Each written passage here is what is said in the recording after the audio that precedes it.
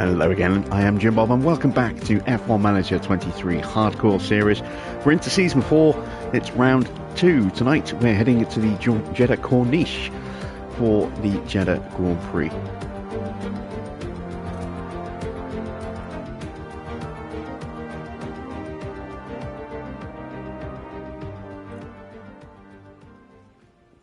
So we are Saudi Arabia bound. Got 11 days to go until the next race. So we've got some housekeeping to do, first of all. Let's start with our inbox. So, front wing. Yep, we've got a spare, but it's not going to be enough. We'll have to make some more of those, I think. Car inspection results. There you see we lost a front wing on Oscar's car. Damaged. I think that Mick has low morale at the moment. Not surprising, given how he performed in the last race. In fact, was it car 2 that damaged the wing? I thought it was Mick that lost the front wing. Let's have a look at the F3 and F2 results as well from last night's race. So you can see Josef Hudner got the win in the F2 race ahead of Victor Martins and Franco Colapinto. Kenneth Crosby got the win in the F3 race. Where did my dark horse pick turn up? So Pepe, my shout for a potential, no, it wasn't Pepe, it was Gabriele Mini, wasn't it? Mini was in 9th in the sprint, so no points in the sprint, and 6th in the race. That's not a good start for my dark horse pick there. Right, we've got some more emails to deal with. In debt, well, we have now resolved that. We do need to check in with the board and see what they thought of our first attempt. Let's go. And also we need to check, see if our team objective has changed, because you know how it likes to do that to us sometimes. Let's have a look. So it's still 5th or above. That's good. Disappointed with finances because we have that tiny little bit of debt, but that has been resolved. There we have objectives. Obviously we have not achieved these yet. As soon as we can get one of those done, that would be really, really nice. They were delighted with Sakir. Oh, that's interesting. I didn't think they would be delighted with that. I thought they would be satisfied, maybe happy. But yeah, we'll take that. So we still have medium confidence with the board. That is good. Right, let's get onto our car. We've got 3 million in the bank. And we have now unlocked the ability to do a lot more projects. So let's get started with something. Have we done a side pod yet? We have not. We've got 7 days until the next ATR period. We're going to spend all 3 million on improving our side pods. We have a very quick car in a straight line. We do need to find a little bit more downforce. I'm going to continue to try and just eke a bit more performance out of the car where we can. Let's dial the drag reduction back just a touch. We're going to strip all the weight out of the side pods. There we go, and that will give us a nice big reduction in weight, which will improve our cornering ability, improve our acceleration. The drag reduction will help with our speed, and you can see some nice improvements to our cornering numbers. So I'm liking the look of that. We should just be able to afford this as an intense build. Yes, we can, just. Let's see, 35 days. Well, we're not going to get it in time for a Grand Prix. Baku is the first race that these will be available. They're going to take 8 to 10 days. I can never remember with side pods if it's 8 or 10. I think it might be 10. Or is it chassis at 10? Well, just to be safe, we'll go with 2 engineers, and then we'll have 21 days. That'll be enough either way. So let's get those underway. Now we have no more money, which is a bit of a shame, but we will have a new board payment in a week, as well as a new ATR period, and we can then start to use up some of these extra slots here. Try and really unlock the potential of our car with a new rear wing, an updated chassis, an updated front wing. Obviously we've got our new underfloor on the way. We could maybe get an updated suspension as well. Plenty of potential here with these extra slots that we've got, these extra 2 slots and that little boost to the design centre for the next month or so. Hopefully we can get a bit of a march on our competition, as long as we can keep the money coming in to feed that. How you doing, Mr. Watter? How you doing, Chris Stapps, F1 analyst? Good to see you. Victor's here as well. Good to see you, Victor. And Derek is here too. Good. Right. Can I afford any spare parts? No, I can't, but we have a little bit of time. Hopefully we can get a bit more cash. Okay, we've got a spare suspension now. Let's go to our car parts and just check our stock in the warehouse. So, still waiting on another chassis. Both cars have got the new suspension. We've only got the one spare front wing. I would like to try and get another one in if possible. Still working on a new design for the underfloor side pods. Haven't started a rear wing yet. We're waiting until we get the ATR period. Let's have a look. Okay. Yes, I know we're low stock on those. Evening Farrett. Evening Hedgehog.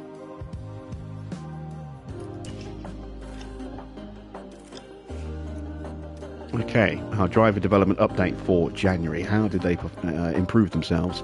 A point in cornering for Mick, and a point in defending for Oscar. Not bad. Ollie got 2 points in cornering and a point in adaptability. Nice. Right.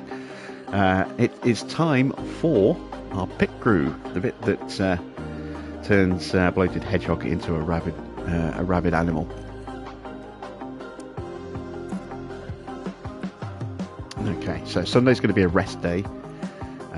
Let's start by pumping in some training here.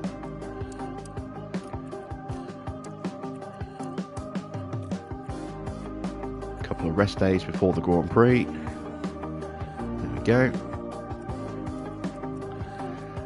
Give them the Monday off. Sultanus at the ready for Hedgehog. Let's pump in some nice balanced training here.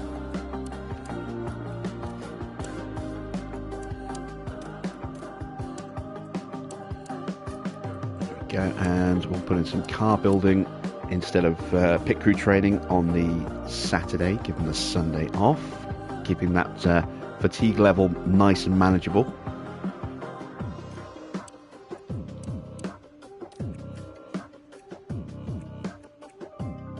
There we go. I could put another day in here, and I'm going to. Yep, we can get away with that. And then we've got the rest of the month that we need to plonk in.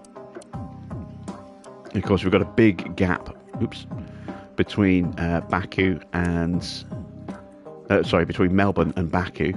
So we will be filling training up all the way through here.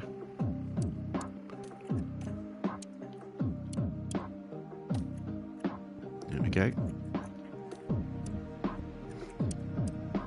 Again, just making sure that they have at least one rest day a week, just so that they can keep that fatigue level at a easy, manageable level in the build-up to a race.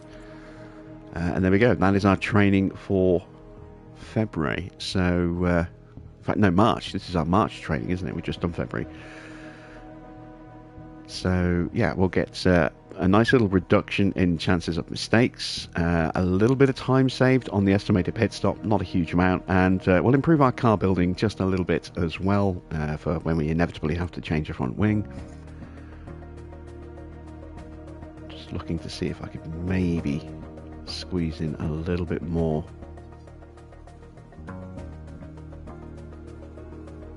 gym training, but I think I'll leave it at that. There There we go. We now have 5.4 mil in the bank, and we should have a new ATR period as well. Or was that tomorrow? That might be tomorrow. Yes, it is tomorrow. So we will advance time 1 day.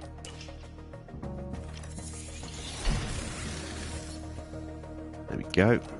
Now we have the new ATR period, so let's go straight to car developments. We need a good rear wing here. We're going to throw everything into the rear wing, which is already really good, but we want to make it amazing.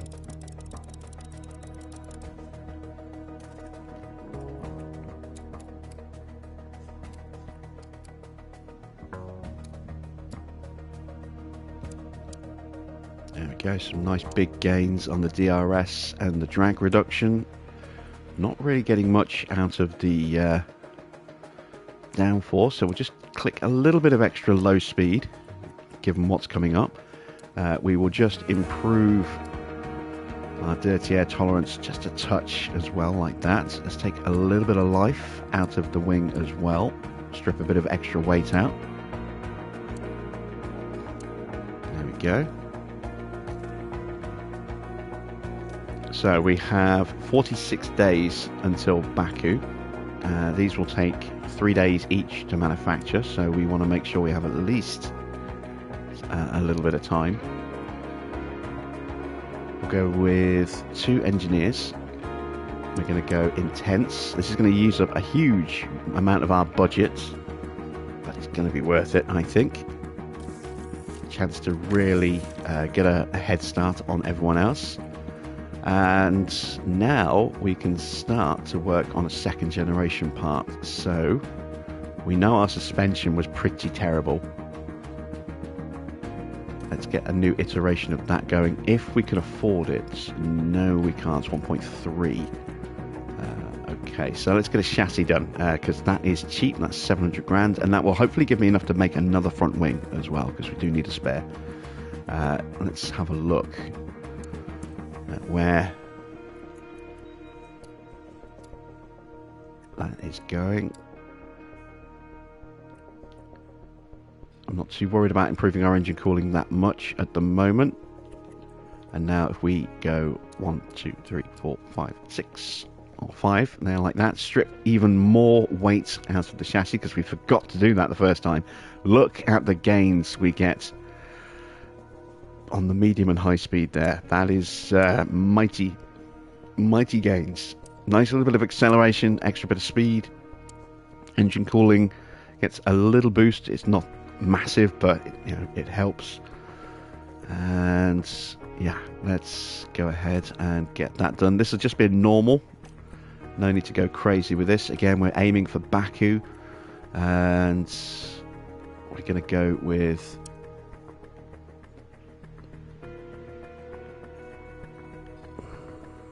one engineer for now, just to get the project underway. Let me go to manufacture and check. So chassis take 9 days to manufacture. It used to be 10, now it's down to 9 thanks to our improved manufacturing. So we need 18 days, which means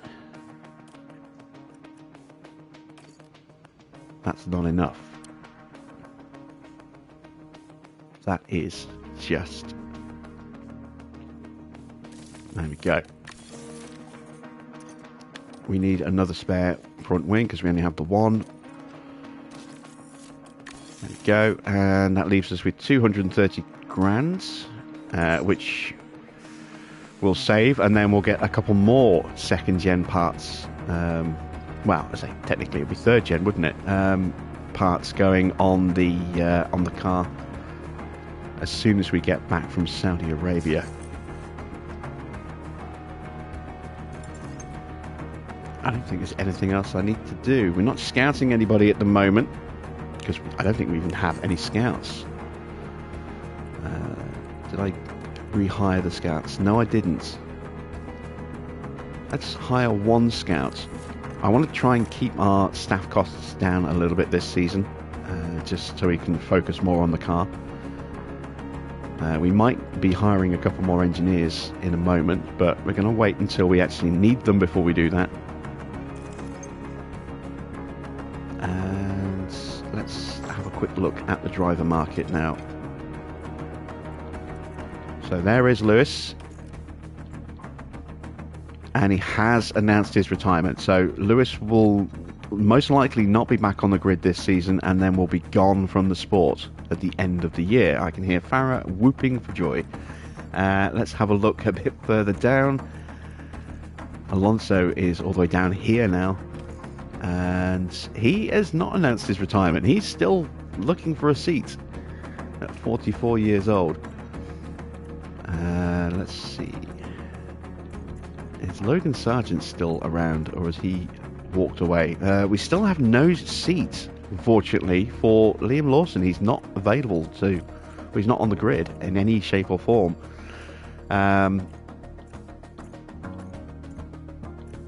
Logan Sargent is now all the way down here. Yeah, I think his career is pretty much done. There's so many drivers ahead of him now. Can't see him making it back onto the grid. Let's take a look at race engineers. There were a couple that we were considering. We were looking at maybe signing Marcus Dudley at the end of the season. Not interested at the moment because of a race weekend. Oh no, he thinks he does not like us. Okay, well maybe he'll change when he's out of contract. Let's let's keep moving down. Are there any new engineers that we can take a look at that are worth taking a look at?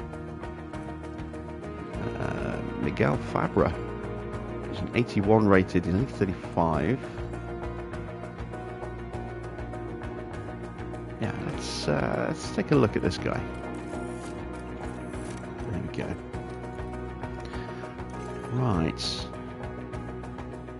Let's double check our facilities, see if anything is broken. I really hope not. Car park test centre is getting close.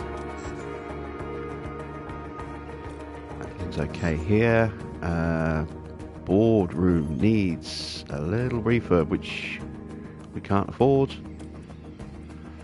Hospitality is okay. Not really too worried about that. Weather centre, again, can't afford that. Would be nice to get that up and running. We are getting towards the rainy races. Let's advance some time. There's our spare front wing.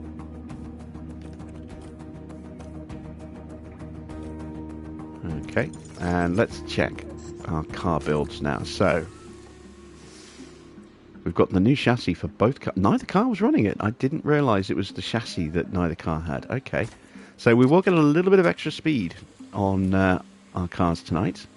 Nothing earth-shatteringly big, but hopefully a little improvement. They are both running the suspension. Obviously, we're still working on underfloor, side pods, and rear wing. Where does our car sit going into tonight's Grand Prix? We are looking pretty quick in a straight line. Third, we've got very good DRS effectiveness there as well. Still pretty average in the cornering, but the margins aren't too bad, at least compared to the average. Let's see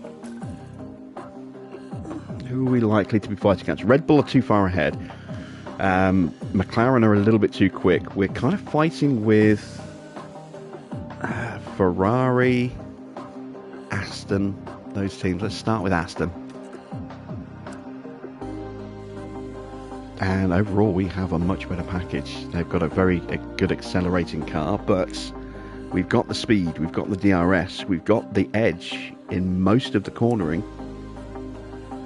Yeah, not huge margins, but enough to make a little bit of a difference. That's encouraging. What about Ferrari?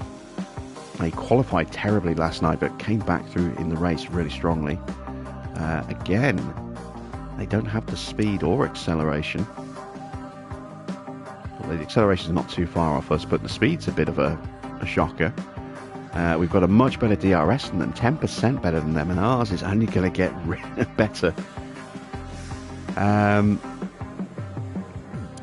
They have got a bit of an edge in the cornering. But so we've got some upgrades coming to help flip that. Let's take a look at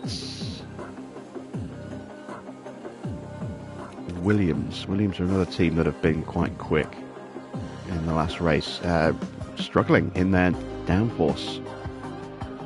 Good accelerating car, decent DRS, not the best top speed. We've actually got almost 1 kilometre an hour on them, which is quite nice. Yeah, I'm feeling reasonably confident about our chances tonight in terms of getting some decent points. So with that in mind, let's set some interesting targets for tonight. So the streaks, let's see. 1 in the top 12 for 2 races, halfway through that. This was just our placeholder, just to get a bit of money coming in while we figured out where our car sits on the grid.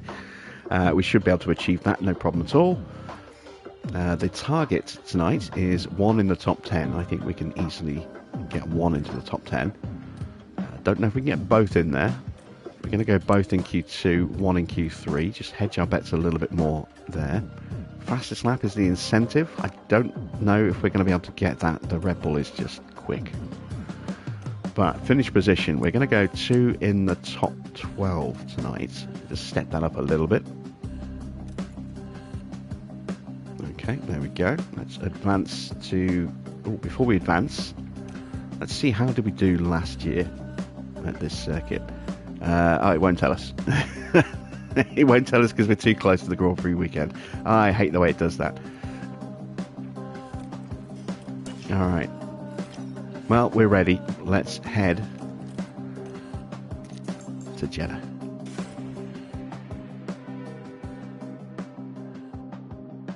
We're here in Jeddah, where the tension is boiling as we head into the Saudi Arabian Grand Prix.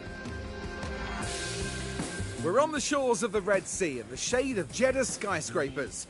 This might be a dream setting, but as we know, in Formula One, not all dreams come true.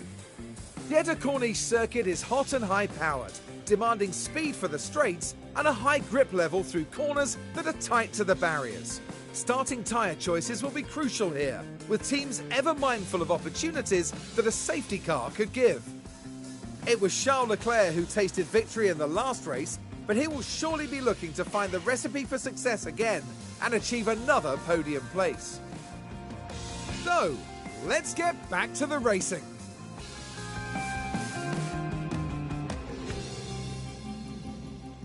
Pretty sure we had a pretty rough time out here last time.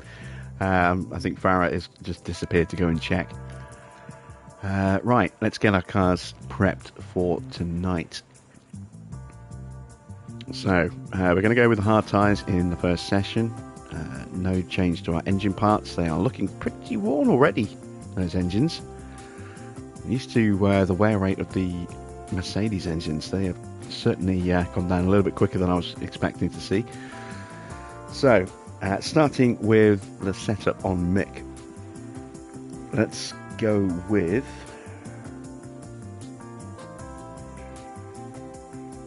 a 6.5, an 11.5, a 9.1, a 3.5, and a 0. And I've got a range of wings for this one, ranging from 10.5 all the way up to 11.5. So we're going to split the difference. We're going to go to the extremes on each. Oh, there's the results. Mick 13th, Oscar 15th. Yeah, I didn't think we did very well. Thank you for that, Farah. We want 18 laps for Jeddah. There we go. And for Oscar's car tonight, we are going to go with a 10.5 rear wing. And then this way, if the wing needs to move once, we know it has to be, you know, an 11 on both cars. Whereas if we stick it on the 11 and it has to move once, it could be a 10.5 or an 11.5. So at least this way, we'll know for definite where our wing needs to be. Let's go with a 9 on the front wing, a 10.5 on the rear. Don't know if that's going to be the right one, but we'll see. A 7.3 on the roll bar, a 3.5, and a 0.15. There we go. Again, we want 18 laps. Drop those settings, and let's send them to the track for practice.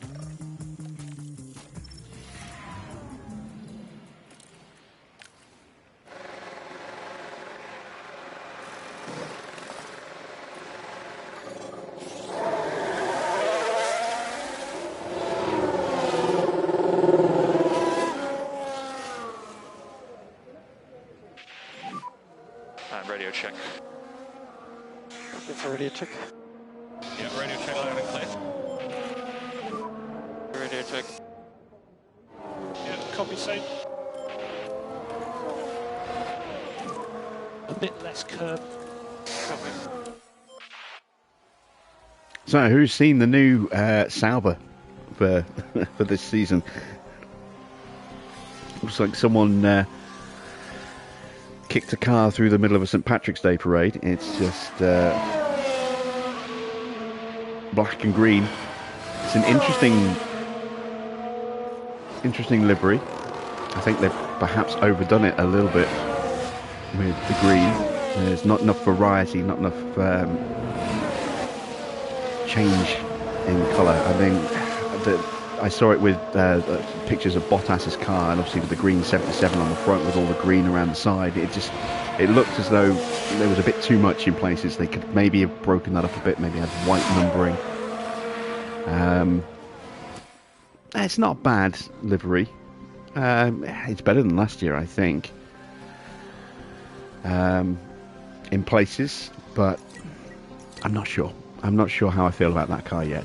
Interestingly enough, they can't be called Stake F1 team everywhere this season. Same as last year. Last year they were not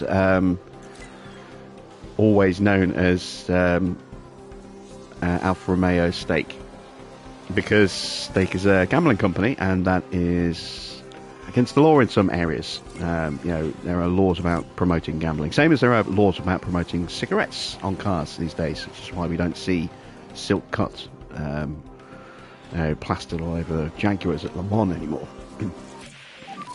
or Marlboro all over McLaren. But they will revert to kick in those races, and that's why we saw kick take much more prominence on the car at certain places last season. So yeah, it'll be interesting. Still looking forward to some of the new car reveals. In particular, I'm looking forward to seeing what Ferrari do this year. Obviously, we're curious about what Red Bull's going to look like. And the big question is Mercedes going to be black or silver?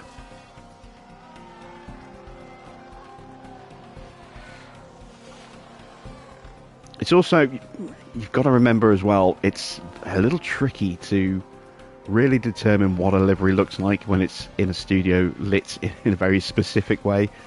I mean, I saw the Mercedes launch last year, and I looked at that car and the way they had it lit, and it looked amazing. It didn't look quite as nice when it got on track. It still looked good. It didn't look as nice because it wasn't lit the same way. So yeah, who knows? I mean, the Williams looks really nice, but again, there's a lot of blue lighting highlighting that car. That could look a little bit different when it actually gets on track.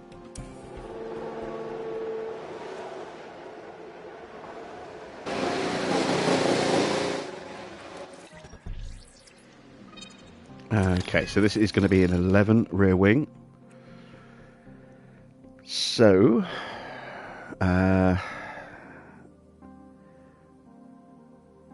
let's go 8, 11, 8, 2, 3.5 and a 0.05. Let's pull that back. Like that. I'm feeling quite confident about that. If not bang on, it'll be close. Again, this is also going to be an 11. Let's go 7, 11, 9, 1, 3.5 and 0. That could well be it. Victor's hoping the Mercedes stays black. I don't know. I wouldn't mind seeing maybe a transitional fade, perhaps. I mean, they had a really nice Mercedes, silver Mercedes with sort of a dark fade on the back of the car a few years back. That looked really nice. I didn't like the Mercedes from 2 years ago. You know, the first of the new regulations. Didn't like that livery at all.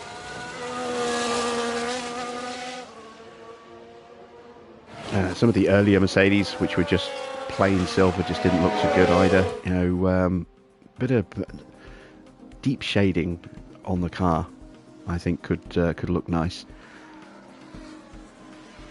And it'll be interesting to see if they do stay black. If they do stay black this season, will they stay black when Lewis moves? Or will they go back to their silver?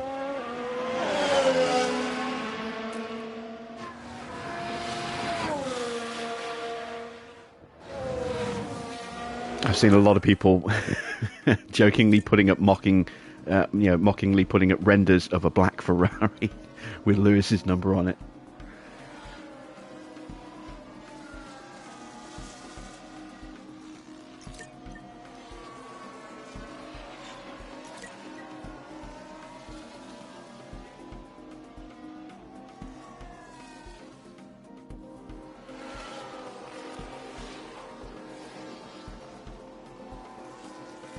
Evening, Daniel.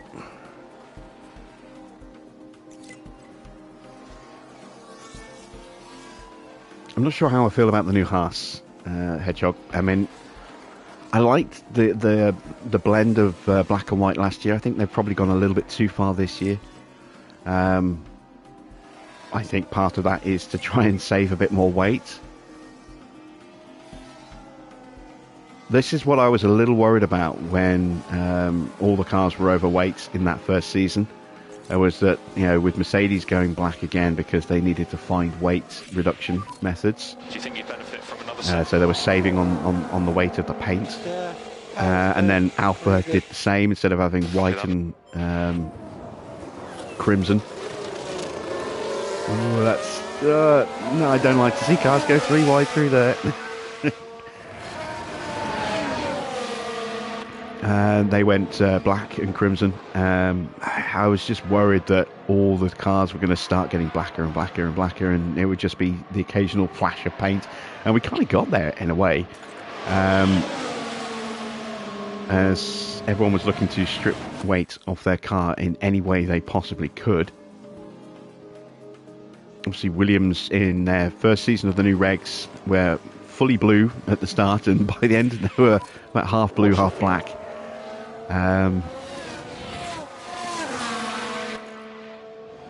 Okay, we've got Mick nailed. We're very close with Oscar.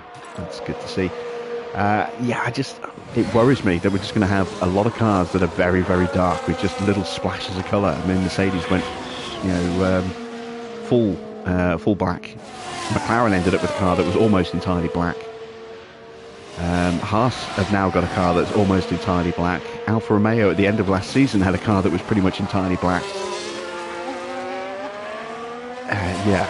It does annoy me a little bit that we don't get to see full liveries anymore. Everyone's too concerned about saving weight and stripping all the paint off their cars.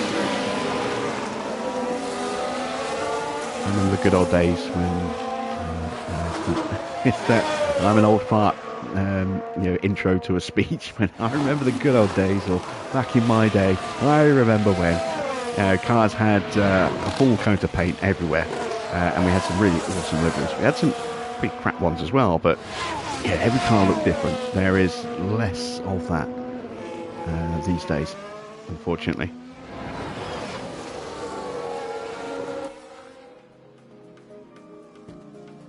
What do I think of Lewis going to Ferrari? Good move or bad? I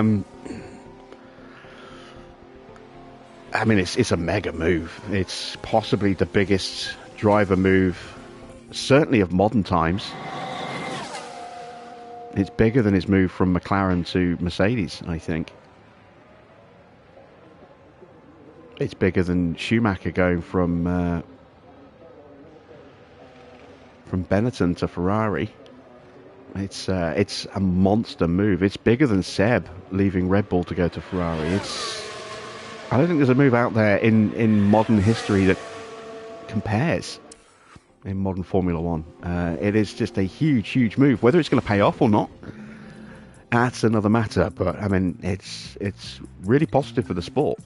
You know, they needed something like that to happen to really shake up the driver market, which was becoming increasingly stale.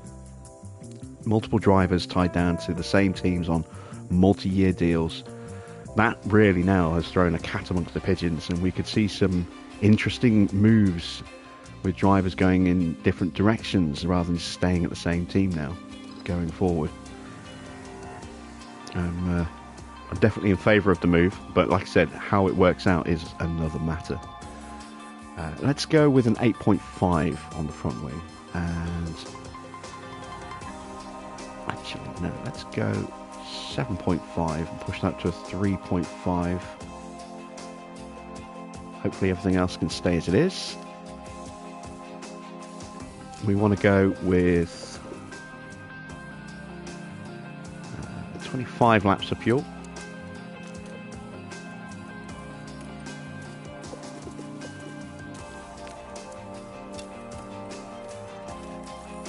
And send them back out.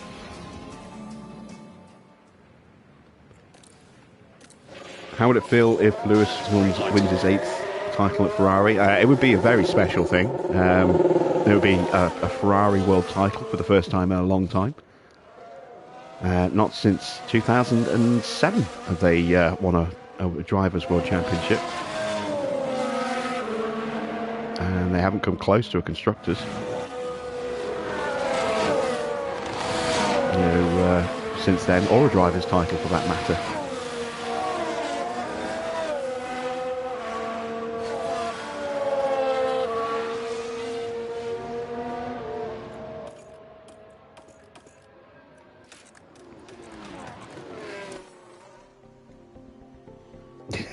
Farrow would never watch the sport again. No, I think it would be good. We need someone else to start challenging at the front. We need someone to break up the utter domination of Max just strolling for the title. And yeah, I know I was going to say, well, Lewis won the title however many years, and you know, out of however many years, yeah, he won a lot of titles at Mercedes, but he had to fight for them. You know, in the early years, he had to fight his teammate Rosberg, and while he didn't really have to fight Valtteri, he had to fight the Red Bulls. He had to fight the Ferraris, which, you know, threatened at times. Max hasn't had to fight anybody these last 2 seasons, not really. So it would be nice just to get a real fight in the title again. And if Max continues to win, as long as he earns it and has to fight for it, I'm okay with that. But I'd like to see a proper fight like we saw in 2021, where it went down literally to the final lap of the final season. I just want it to go to the wire. I want it to be a competition rather than a cakewalk. How's the car?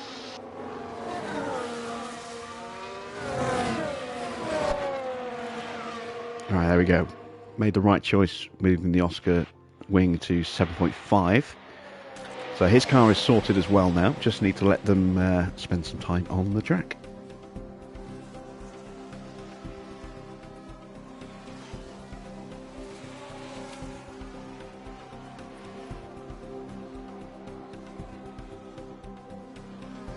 Do I see anyone getting close to Red Bull this year?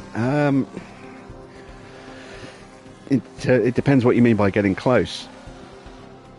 I mean, McLaren kind of got close towards the end of the season. Ferrari started to get close towards the end of the season. Mercedes, while not necessarily challenging for wins, were certainly pretty consistent.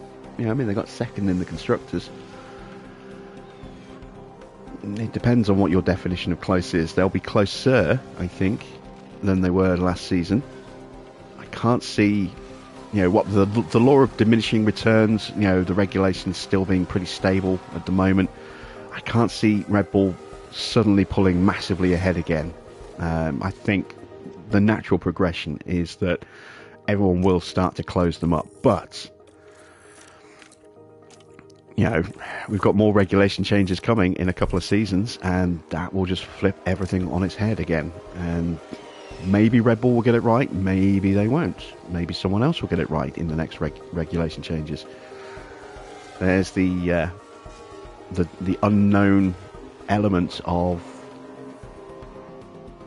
you know, who's going to nail those new engine regs, which traditionally is something that Mercedes have been very good at.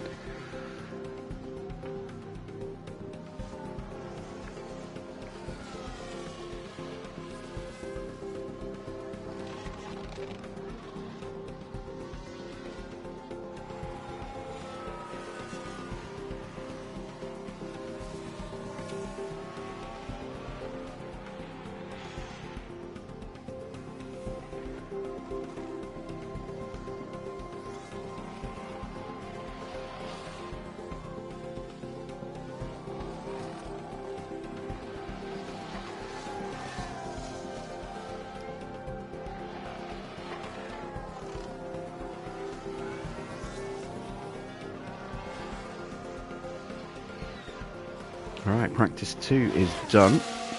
Our cars are exactly where they need to be. We just need to spend a little bit of time on track in the final session to boost our track knowledge and get a bit more driver knowledge on that new chassis.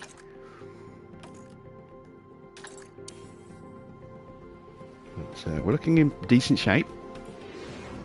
Of course, we'll find out what our quali pace is like. Quali pace is always strong. It's whether we can translate that into strong race pace.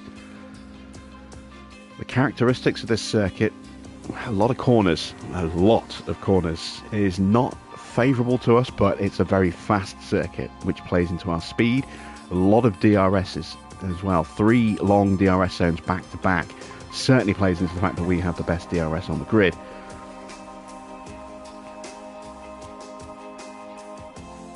So, yeah. Cautiously optimistic for tonight. Hoping for a double points finish. Hoping for a decent double points finish. Let's go with 22 laps of fuel.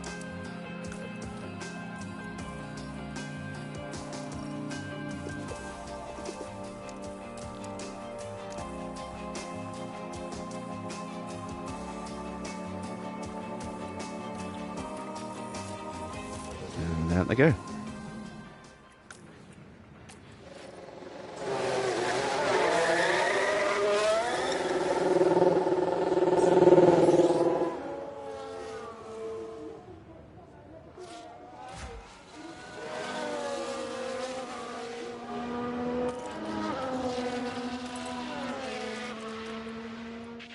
What do I think Lewis is going to look like in a red driver suit? Well, I've seen it in this game. There have been lots of, again, shots of that on the F1 Manager 23, or the F1 Manager Reddit thread of pictures of people. People have been posting pictures of Lewis in the Ferrari driver suit from their campaigns. So, yeah. It's not a mystery. It's just what the suit itself is going to look like in 2 seasons. Derek says the love for his Mercedes save has gone.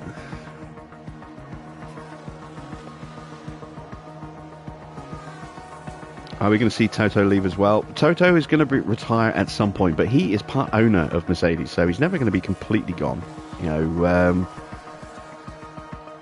I don't think he's going to go until he gets the team back into winning ways again.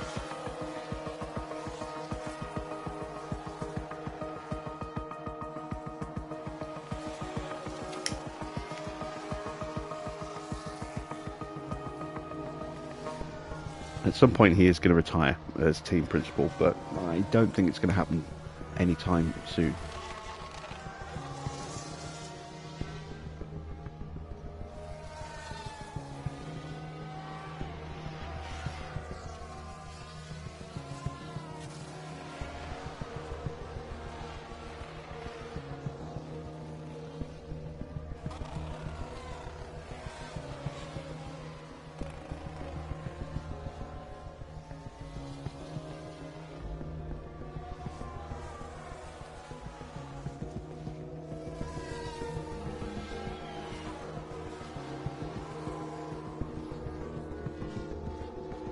Alright, let's call them in.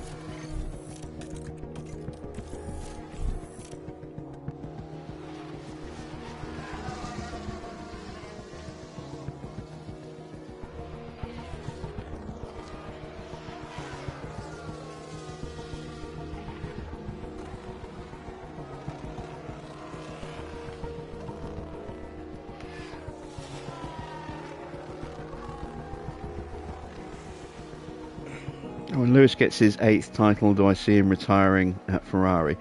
I think Lewis has probably got 3 or 4 years left in him.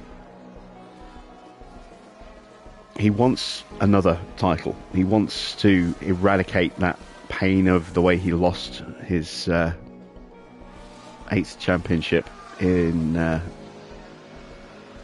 Dhabi.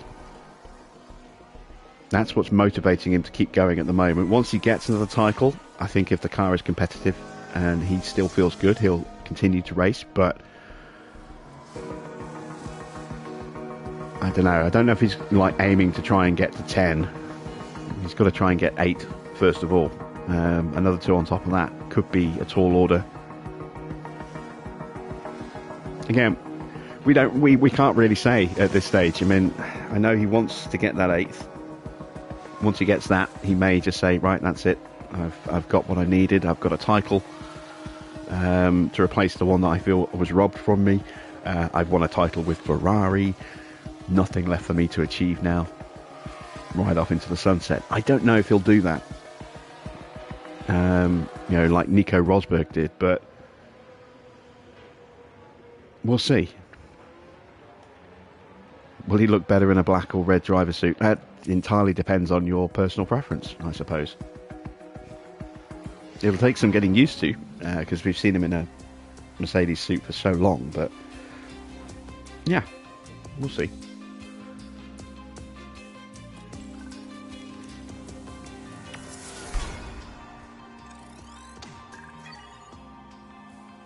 Alright, nice strong starting confidence for Oscar. Mick is a little lower, but still looking okay. Hopefully we can achieve a good result tonight. Welcome everyone to qualifying.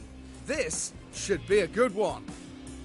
Jeddah's high-speed street circuit is rather prone to yellow and red flags during qualifying, as drivers and walls often meet. Strategists will be looking for the perfect gap, but need to make sure drivers get their lap in.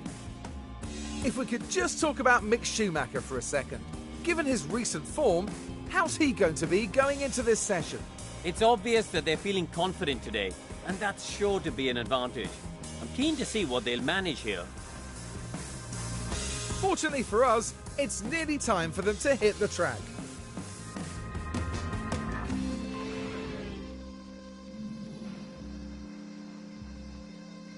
So apparently it's obvious he's really confident when he had low morale going into this Grand Prix. Okay. Right. We don't need to change anything. Oh, engine's at 78% already. Oof. These Ferrari engines are definitely wearing out a lot faster than I was hoping.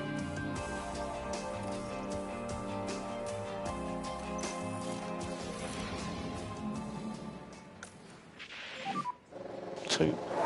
Should be great.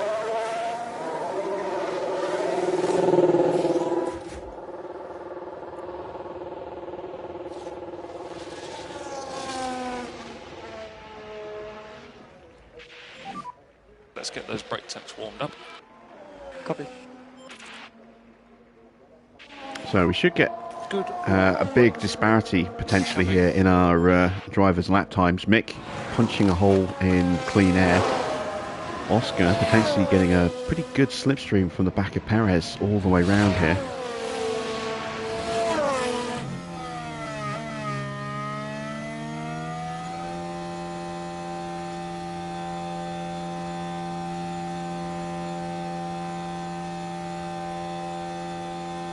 It all depends on how well he can stay behind Perez in the opening sector. But he'll get a mighty slipstream for the rest of the lap once he gets to this point, if he can stay close through that first twisty section.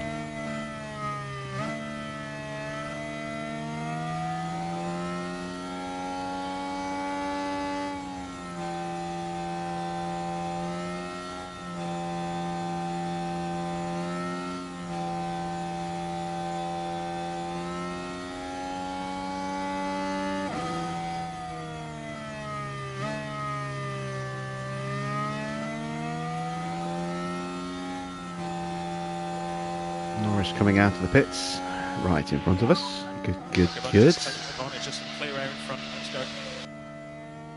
Let's go. Clear ahead. So go one last moment. Push.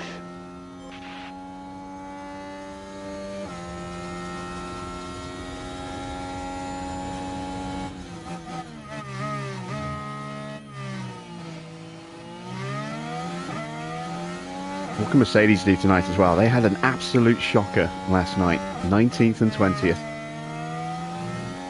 in qualifying.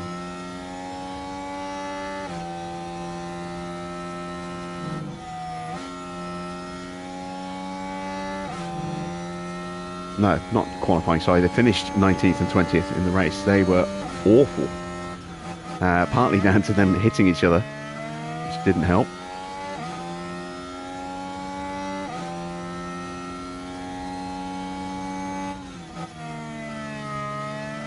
So we're about to come up on the back of Norris. Should get past him relatively comfortably here. There we go. Oscar not quite close enough to get the full slipstream.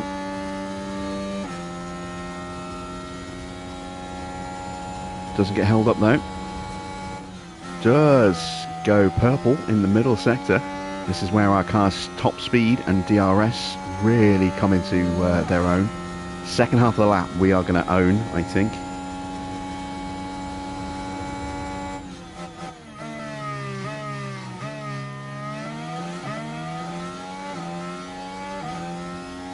So 128.1 for Mick. Just follow the delta. Normal in lap. Perez goes just a fraction quicker, and Oscar just a fraction slower than Perez. Watch your delta. We need to But purple in the middle and the final sector, so our pace is struggling in the first sector, which is what I expected, but we are there in the middle sector and the final sector.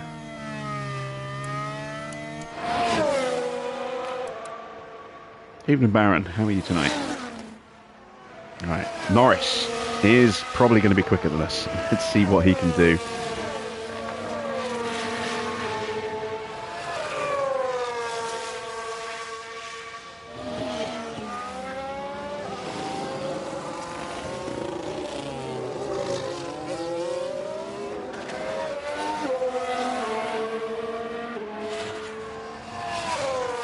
Just been held a touch there.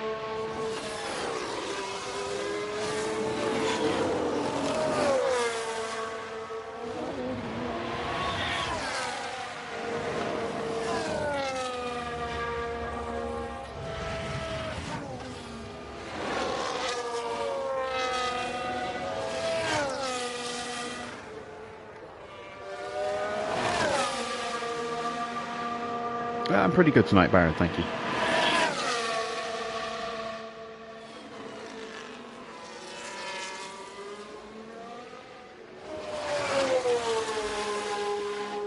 Alright, up to the line. How quick is that McLaren tonight? Very, is the answer. But we're not far off, only a couple of tenths. We were half a second slower than Norris last night. Pillars on. We'll be stopping in front of the garage. What about Sainz? I was going to say no. And I think that's Albon behind him.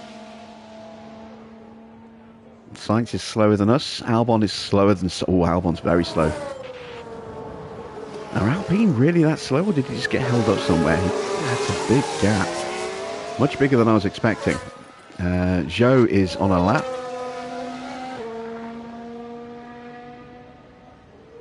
Yeah. I expected that Williams to be quick.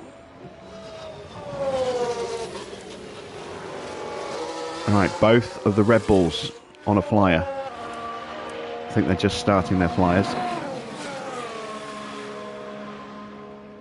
They are. I think we're good enough to stay out. Let's stay in the garage. I don't think we need to go back out again. At the moment, anyway. We'll play it by ear. We'll prep them just in case. But we're not going to go out for another run until the end, if we do need to go out again. Let's see what the rest of the field can do. Porsche up to 4th. Maybe the track's rubbering in. Let's take a look. Yeah, grip level is definitely going up. Same as the track rubber as well. We might have to go again at the end. The track's going to find more pace.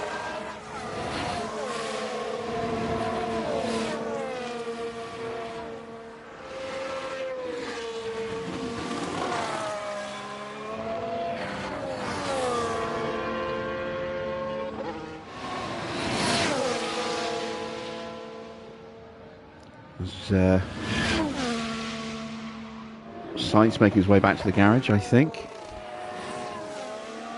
Or was that Bottas? It might have been Bottas, actually. Verstappen is very quick. And Leclerc is quicker. For the second race in a row, Leclerc has the edge over Max. Of course, very early days yet, but could this be Charles Leclerc's year? He's off to a very strong start. Bottas trying to thread the needle there through the first couple of turns.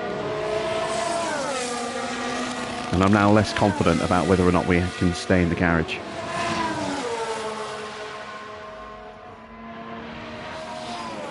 Still waiting on a couple of cars to set times that could be competitive.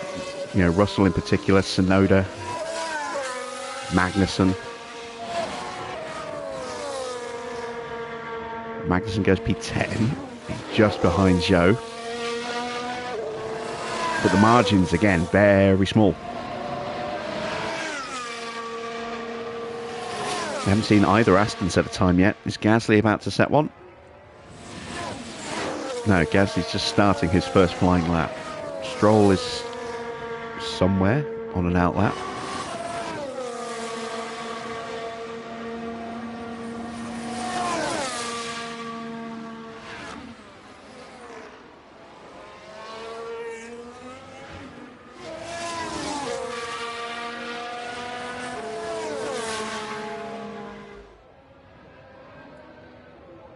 And Bottas is only good for P13. He did lose a bit of time in that first sector, but it's not a great time. So there's Yuki. Russell about to start his flying lap. Gasly about halfway around the lap. Stroll is in the way of... well, actually, no, he's not. He's just in front of Magnussen by the look of it. Let's follow Russell, see what Russell can do.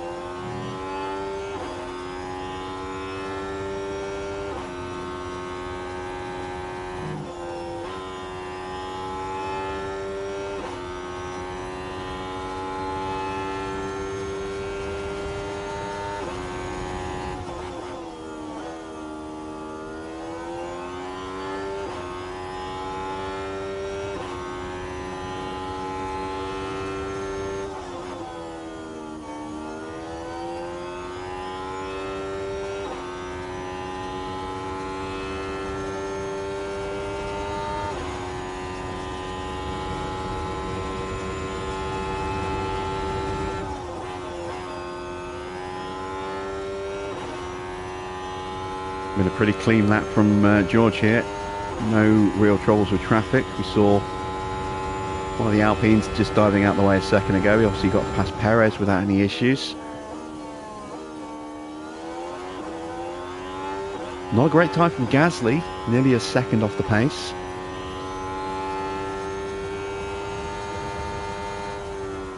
And we're quicker than Russell.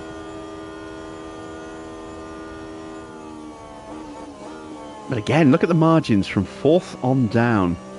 Very, very tight in that sort of midfield clump. Just a little improvement could see a huge number of positions gained. Let's see what Yuki can do. This should theoretically be P4.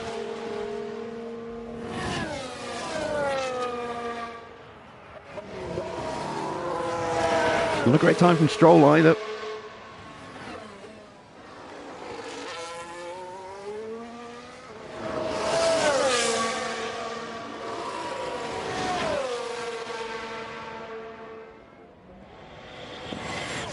Oh, and Yuki with a bad lap. He must have been held up somewhere. I mean, he's that far off his teammate. We are going to go again at the end and just want to play it safe. We should only need one set of soft tyres for this race, so we can afford to burn an extra set, potentially.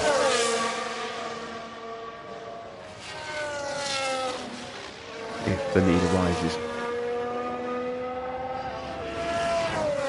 This will be a soft to medium race, or a medium soft race. I'm not sure which way round yet. Might go mediums.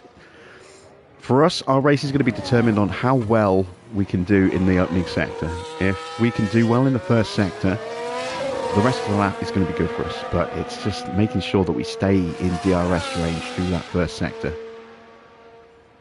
Once we hit this part of the track, it's going to be plain sailing for us. It's just flat out easy corners. And lots of DRS, which suits our car perfectly. As Norris screams through to start, well, to finish up another flying lap. Let's see. Perez did not improve on his second flying lap. A few more cars are heading out.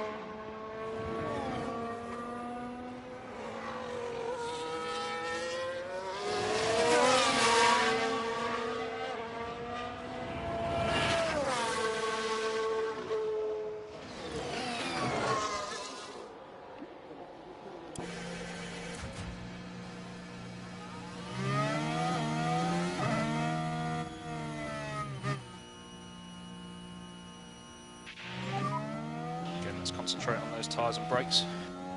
Copy. Focus on tyres and brakes. Copy. Oh, is that Haas on a flyer?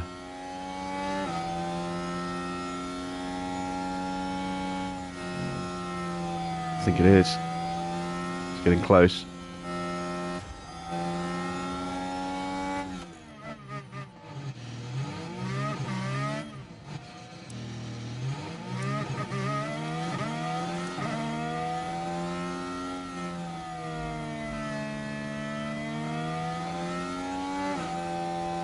So that has to be Porsche then, because Maloney's on an outlap. Yeah, he's got a Williams right behind him.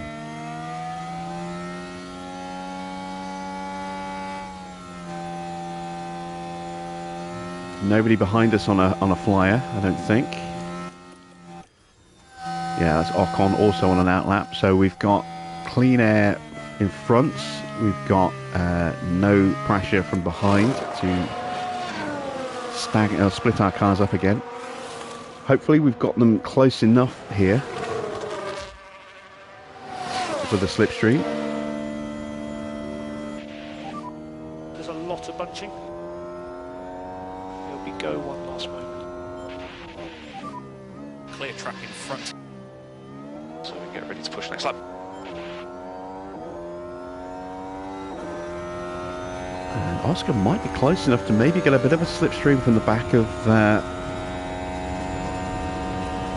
one of those Red Bulls. It's Max.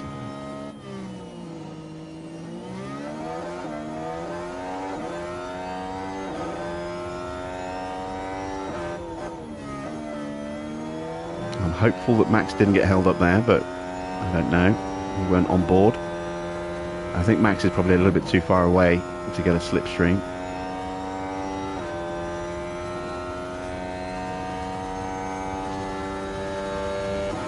No improvement for Mick in the first. Oscar's found a little bit of time.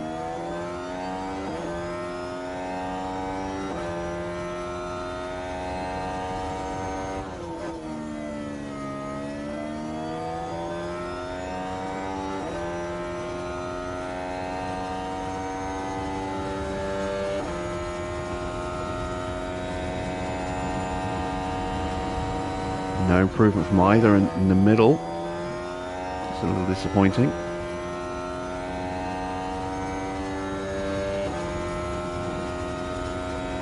The confidence has dropped a bit. Maybe I left it too long to go again, but never mind.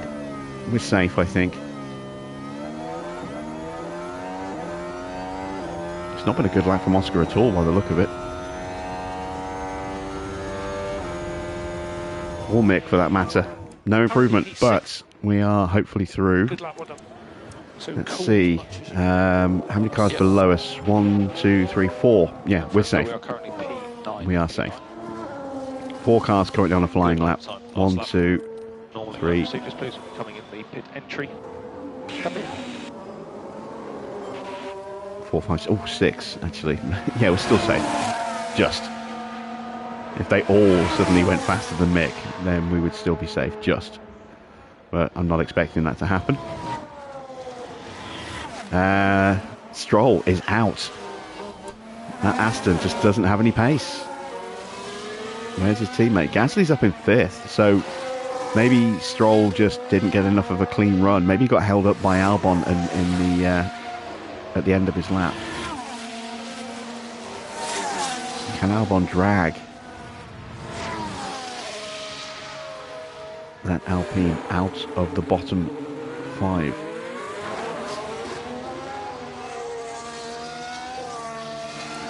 He's got George Russell in front, punching a hole for him. There's a bit of traffic coming up.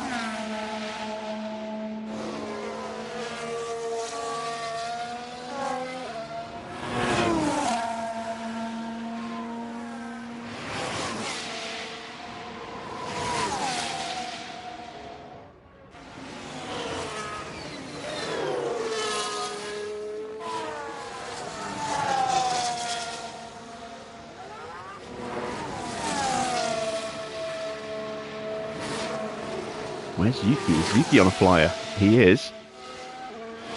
Getting a nice slipstream up to the line, but has he been held up everywhere else on the lap? Yuki gets through. Up into P4, which is where he should have been on his first run. Albon does improve. He goes up to P6. So Alpine have got a little bit of pace tonight. But yeah, Stroll out. Bottas is out. Sainz only just getting through. So still looking bad for Mercedes.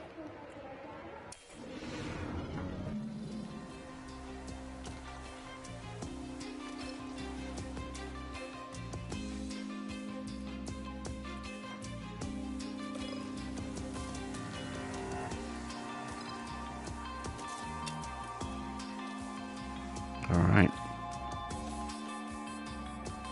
Let's go with a slipstream run in this session. Green light.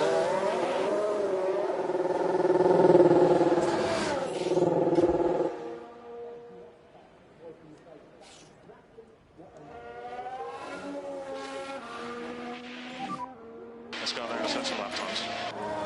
Copy. Work the tyres. Copy.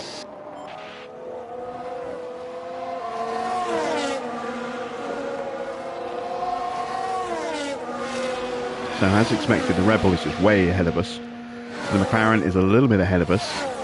And then we're in a real sort of dogfight with Ferrari at the moment. And then it kind of changes around a little bit. You know, Williams are kind of there. Alpine are kind of there. Aston kind of there. It's, it's interesting how tight it is with cars that you wouldn't necessarily expect to be so tight. You would think maybe Ferrari would be up there with McLaren, but they're not. They're down here with us. And I say that, we're not that far off McLaren. But we are still half a second or so off the Red Bulls, which is kind of what I expected.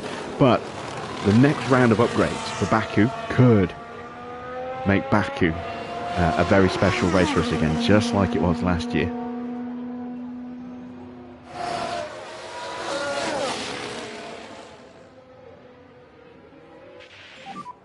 Clear track ahead. All depends how quickly we've got the pace in a straight line. We've got the DRS. It all depends how quickly It's clear. we can get downforce on the car in the right places without sacrificing speed. We will get there.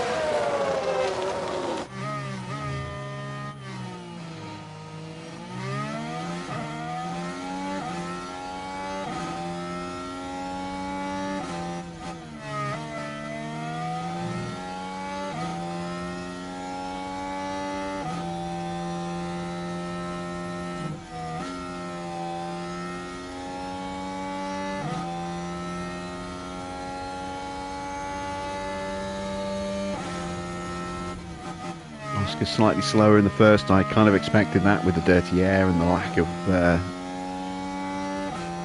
of strength in downforce. But I'm expecting it to be purple for Oscar in the next two sectors.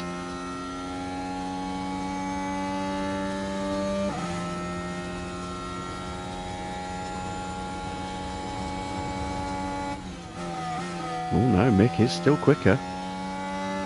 Maybe Oscar's not quite close enough.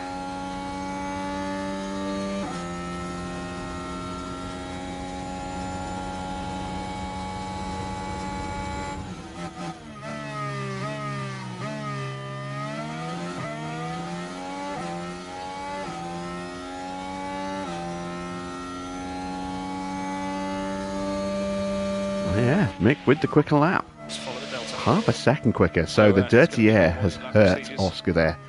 Copy. Unless it's tyres. We know Negative. that we get some weirdness going on with tyre warm-ups. Yeah. Copy. Both of their tyres are looking pretty similar. We didn't really see how they warmed up though.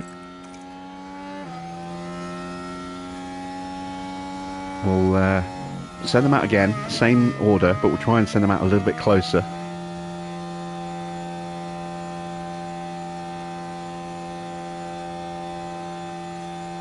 Mick a little bit closer to Max this time out. Joe pops in just ahead of us.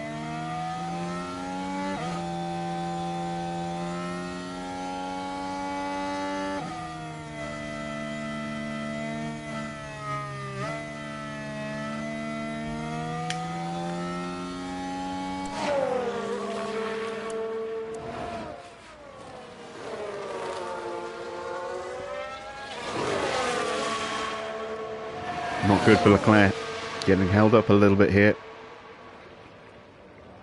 But it's still good enough for pole. Just. He was slightly compromised going into the final, coming out of the final corner there. Oh! It's a good thing that Ferrari was on an out lap there. That would have ruined his lap.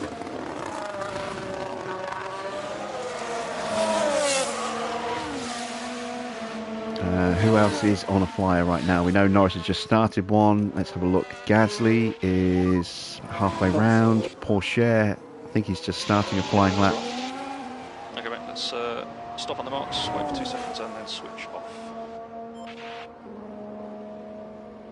Oh no, Porsche setting a time and splitting our drivers.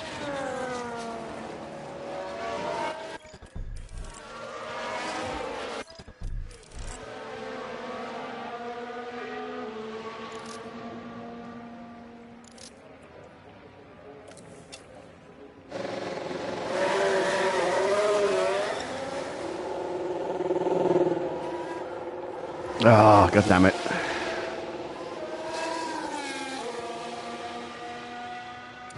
Held up for the Mercedes coming out.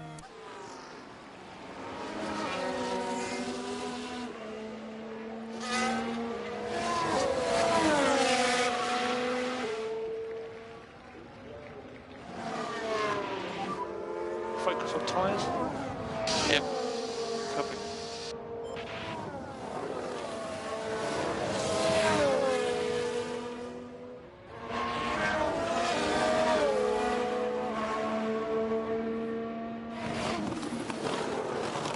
So that's Sainz just in front of us, with Gasly on a cool-down lap in between us.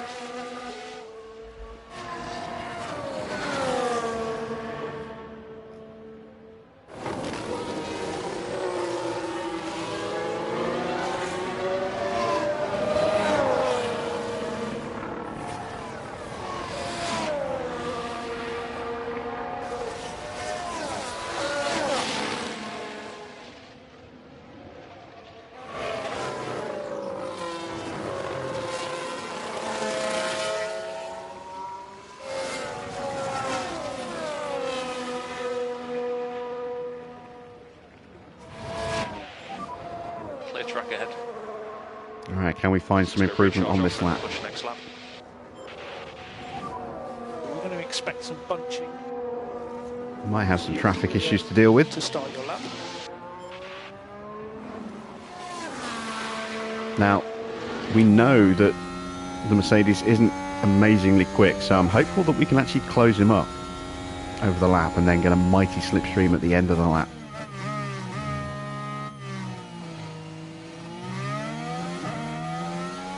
Need a good first sector from Oscar here.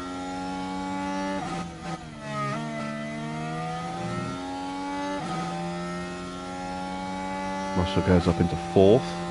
Norris in P2, splitting the Red Bulls.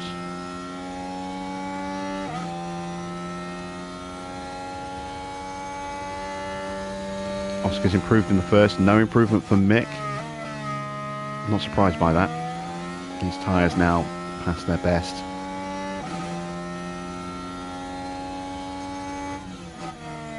Just looking to get that extra confidence, ready for a run on brand new tyres at the end of the session. Magnussen goes up there into P6.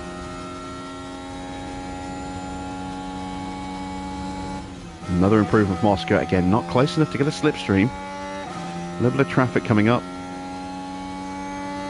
Just sneaking through without an issue there.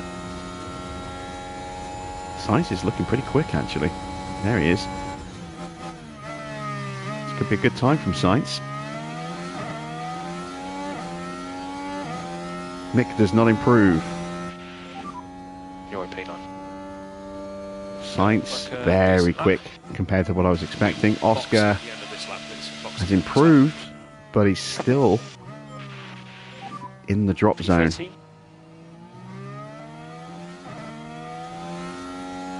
Into peak confidence now, though, as is Mick. Look how tight it is, just 4 tenths from pole to 10th. But more importantly, Zhou and Magnussen have got very, very similar times. Look how close it is from 6th down to 10th. Mick is not safe at all. It's only 12 thousandths quicker than Sainz right now. That's nothing.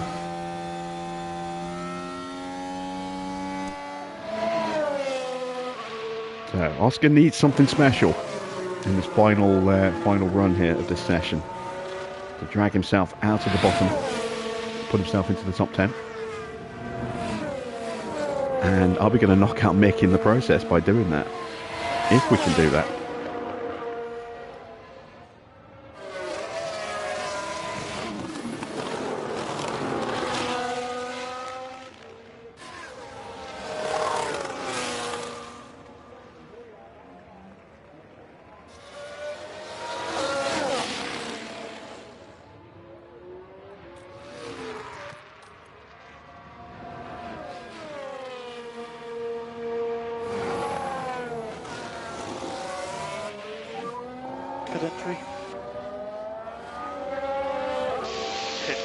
on. Alright, mate, let's stop on the marks. Wait for 2 seconds and switch off.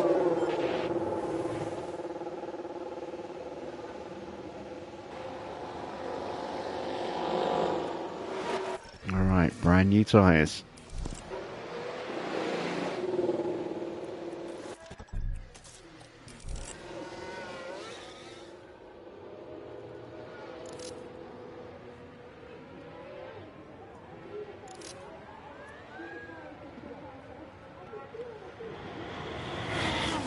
Try and time this right. Don't want to let too many cars get too far ahead. Also don't want to get split up.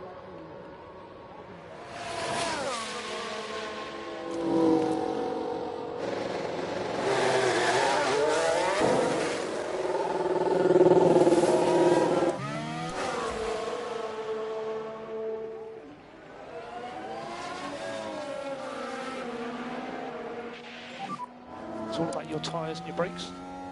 Copy.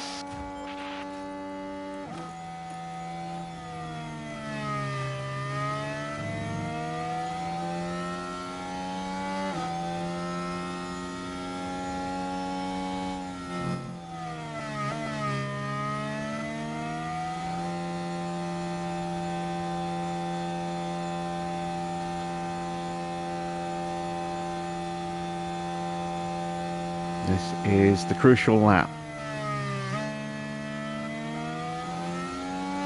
I'm hoping that Oscar's going to improve enough to get through, but I'm guaranteeing that Mick will definitely make the top 10 by keeping him so close.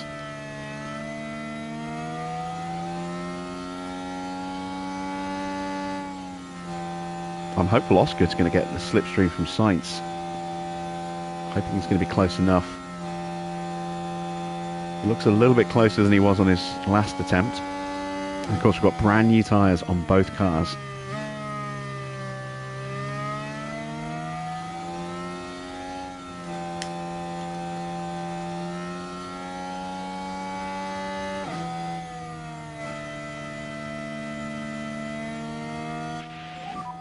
Here we go. Nobody ahead of you.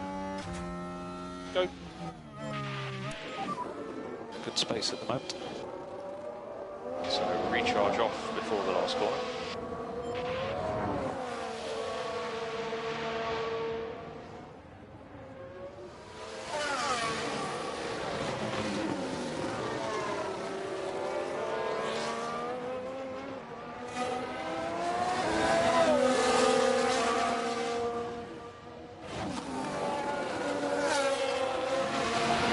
Come on, Oscar.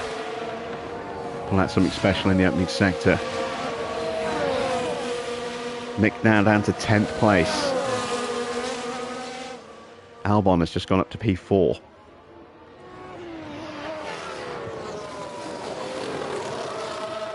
Neither driver improving in the first. That is a worry.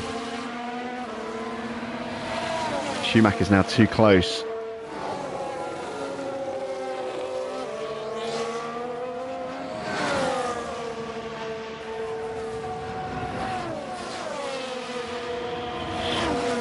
Oscar struggling in that first sector. Maybe I should have put them out the other way round. No improvement in the middle. Oh, this is worrying. This is worrying. Red Bull gets out of the way. Is Oscar close enough to get a toe off the back of Sainz here? If Sainz improves and Mick doesn't, Okay, mate, this will be the checkered flag. he's going to knock us both out.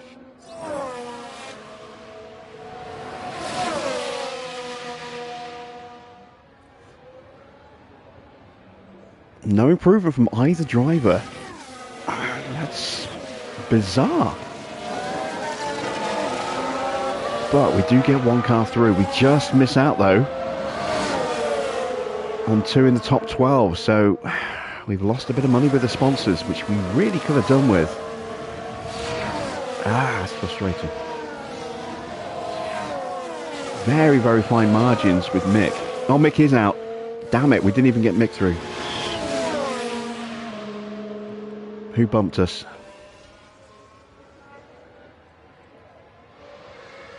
Who did bump us?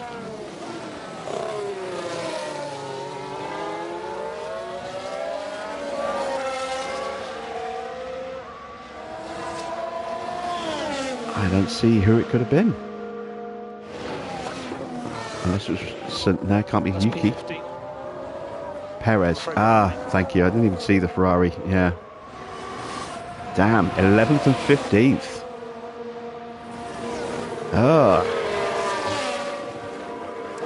Not a great qualifying in the end.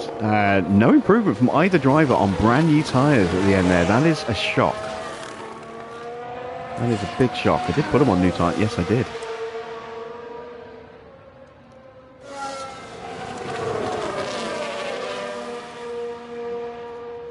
Okay, disappointment.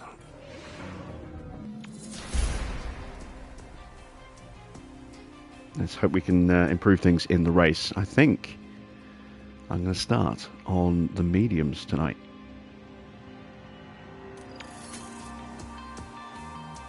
And it's Charles Leclerc who takes pole position from Lando. Max in third, Albon up in fourth, Ferrari's fifth and sixth, Tsunoda seventh, Williams eighth and ninth. Nope, wait, this is the Q2 results. Here's the pole position. It is Charles Leclerc from Max. Perez in third. Then it's Norris and Tsunoda. Albon in sixth. Russell seventh. Ocon in eighth. And then the two Williams ninth and 10th. And they were a second off the pace of Charles Leclerc, who was 0.3 quicker than Max. That must be a slipstream time. Look how much he's found. He found 1.2 seconds in over his Q2 time there.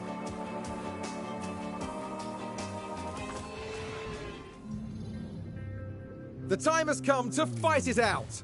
It's race day. Jeddah street circuit certainly makes the high speeds of F1 racing a thrilling affair. But even a world champion can be caught out in between the narrow walls, just as Max Verstappen found out in 2021.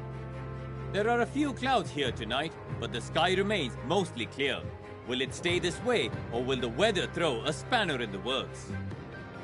Well, this is certainly going to be a challenging but no doubt exciting race here in Jeddah.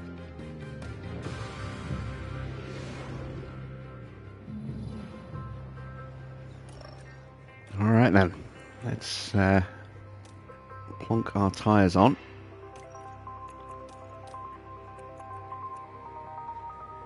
I'm only going to go with one extra lap of fuel. I want to be nice and pretty lightweight off the grid, but I want to be able to push hard for the first 10 laps or so.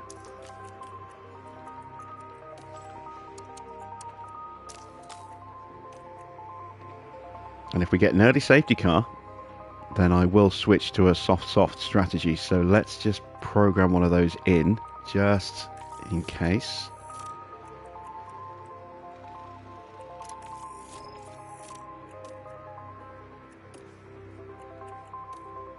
We do have an extra set of brand new softs now.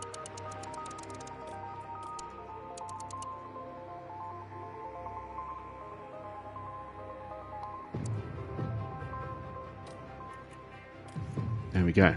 Backup strategy planned in. 7 seconds slower.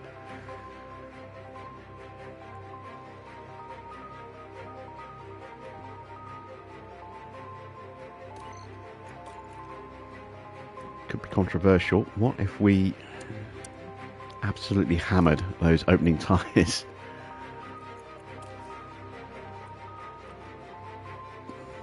Maybe that's the way to go after all.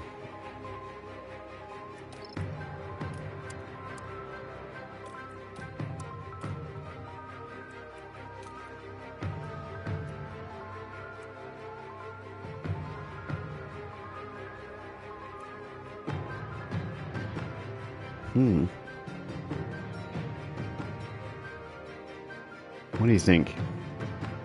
1 stop or 2 stop?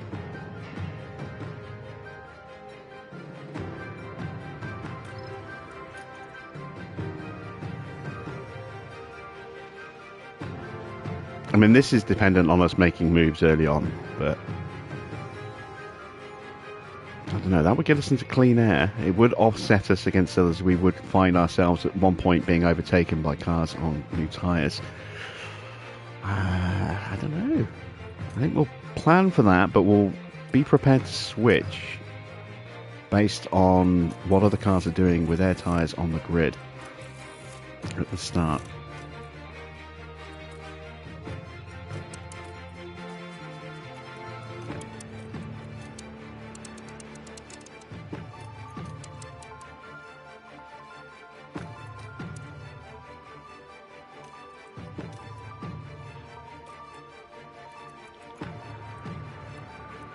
All right, here we go.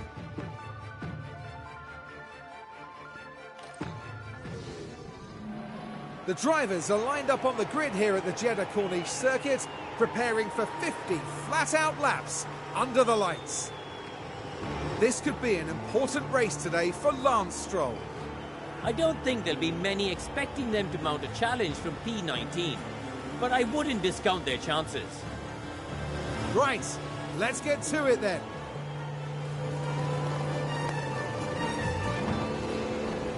It's almost time for the Saudi Arabian Grand Prix. And it's lights out, and away we go. Head down, we'll leave you to it. Copy. All right. Quite a few on the softs. A couple of cars around us on the mediums. Schumacher and Oscar have both gained a place off the line. That is excellent stuff.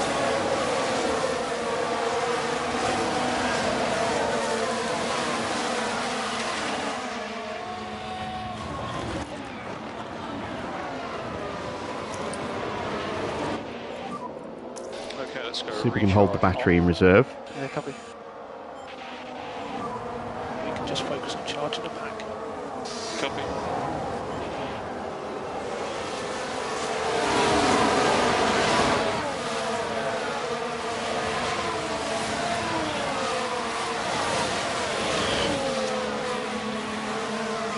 Looks like Joe's holding his battery back because he is dropping off already. And we are all over him.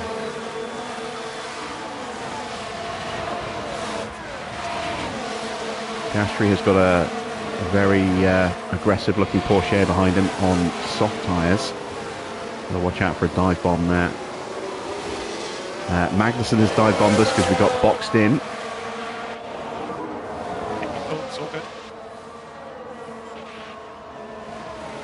Gasly now having a look. He's going to get us up the inside. Gonna have to put the battery back on. Overtaking is available. Copy. Try and see off the soft tyres of that Aston. There we go.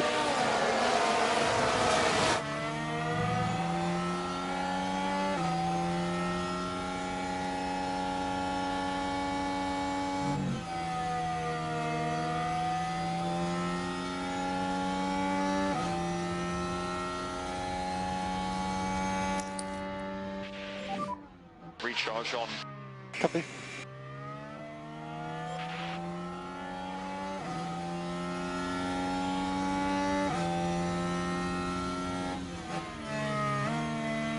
Two Williams already dropped off the pack.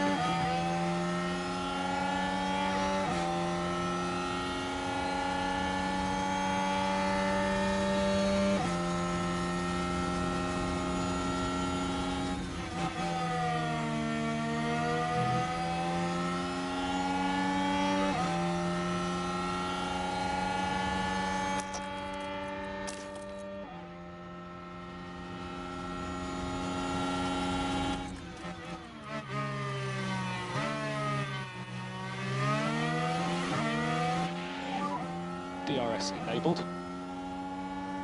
Okay, so currently we're P11. Right, we're going to get a nice little look at the inside Gasly behind. through turn 2, around the outside in turn 1.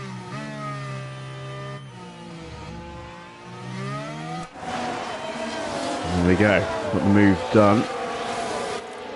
Making to peak confidence now.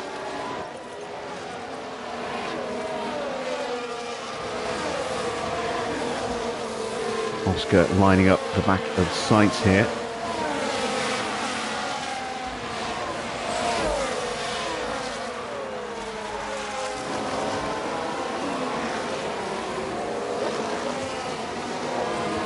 And we're putting the pressure on Joe, who is just about sneaking back into the DRS range.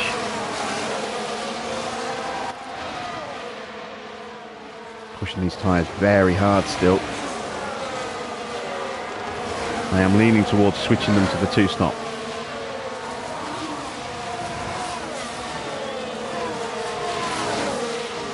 I just just think maybe getting them into clean air might be more beneficial given how much we struggle in the first sector. Get them on the faster tyres nice and early.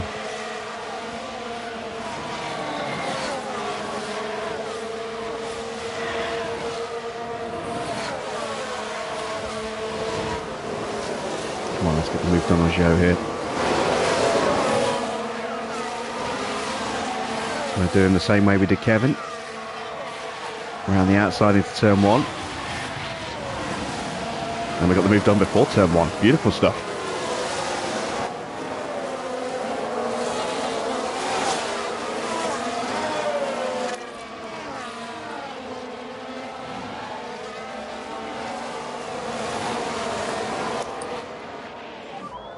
Let's go recharge on, please.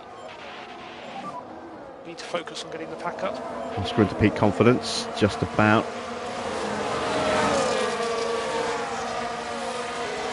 Did I not do a split strategy last season? I don't remember. I think that was kind of enforced, but I think we had some shenanigans going on. We had pit lane shenanigans last season, I remember now. We were on for a decent result and then we got screwed over in the pits with a safety car.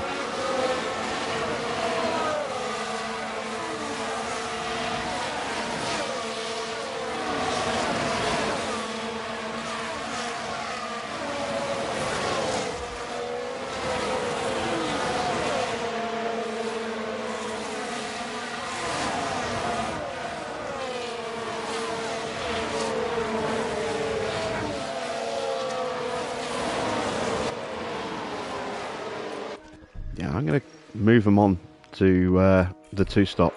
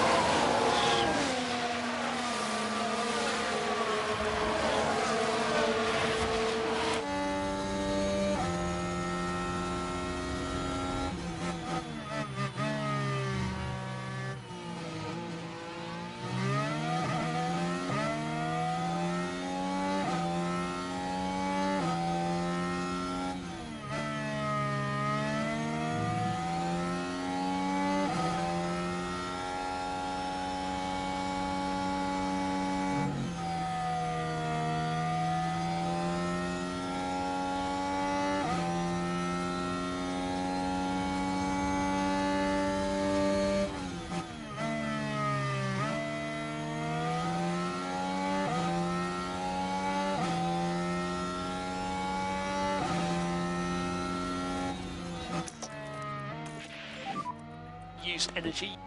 Copy. I think we've got more pace than Gasly right now, but it's getting into a position where we can do it.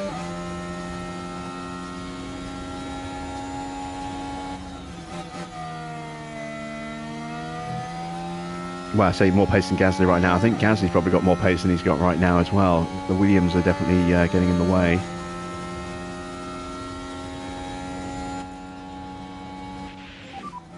So use the free air.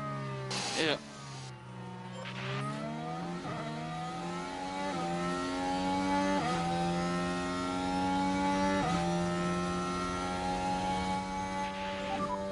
No more overtake. Copy. Big PU cooler. Copy.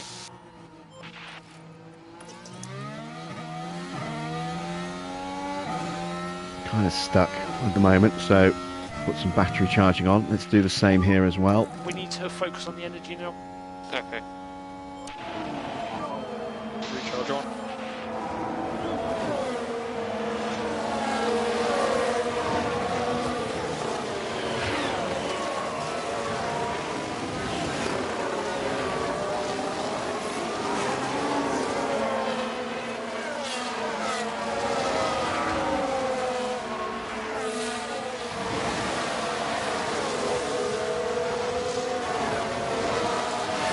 Mick might be able to make a move here.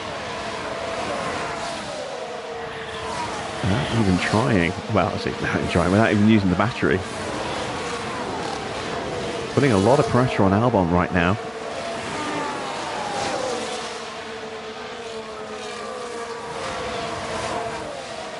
And by burning up our medium tyres really quickly like this, what we're effectively doing is turning our race into a 3 sets of softs rather than a medium soft off.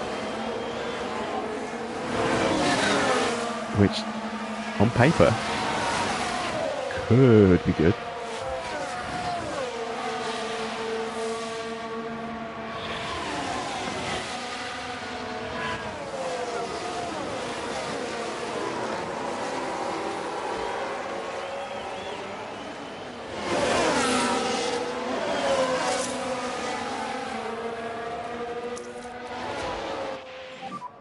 Bring the pack up.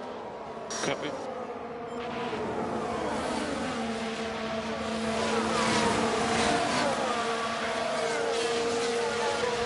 Definitely a gamble strategy, this.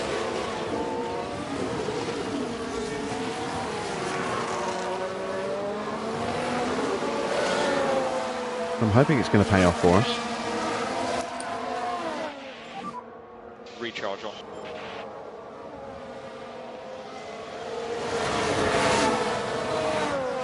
And Albon is just becoming vulnerable.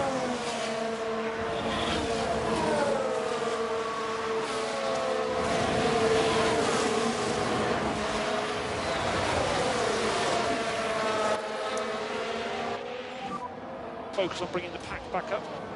Copy.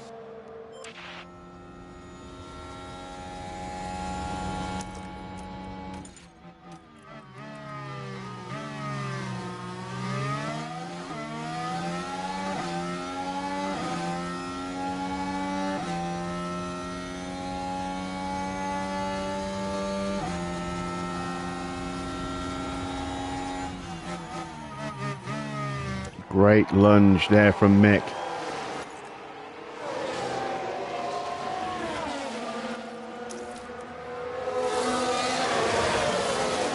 That's him up to 8th place.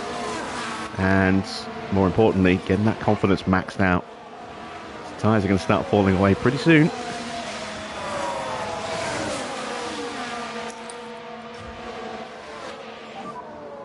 Okay, recharge on.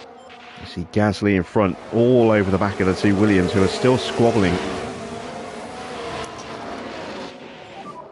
You can use energy. Copy. Things are about to get a bit messy in front of us.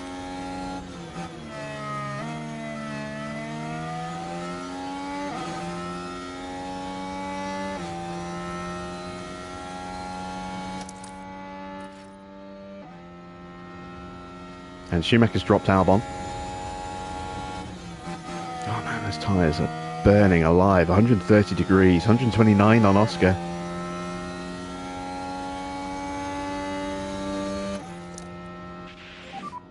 Let's go recharge on, please. Recharge on. We might be able to jump somebody here. Use energy. Copy.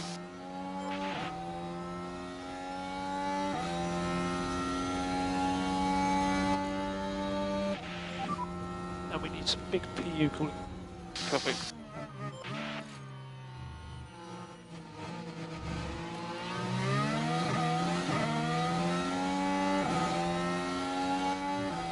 Nope.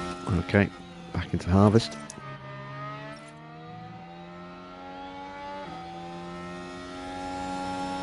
Ooh.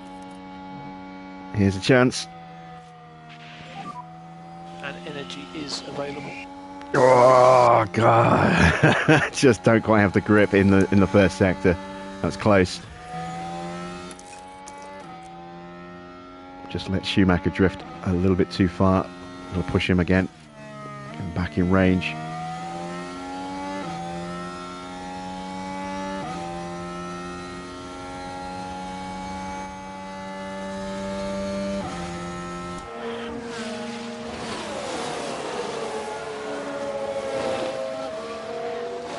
Norris stuck behind the Ferraris right now. You've got to imagine he's got more pace than that.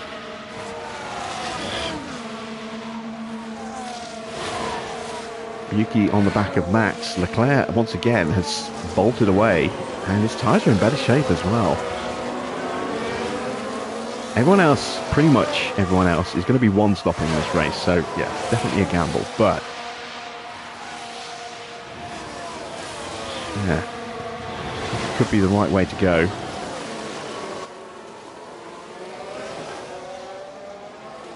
And Gasly has punched his way past both of the Williams cars now.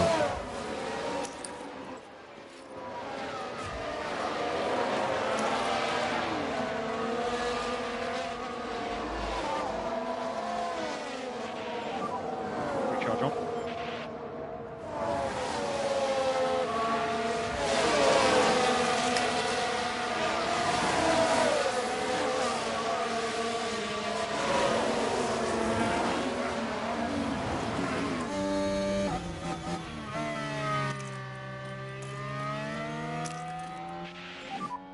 Energy if you need it.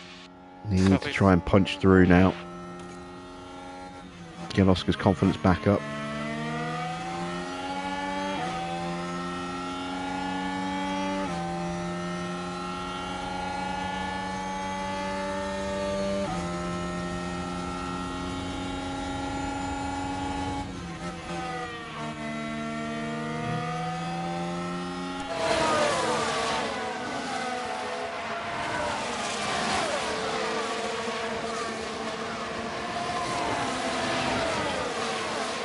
Up the inside, maybe. Not quite. DRS disabled. DRS disabled.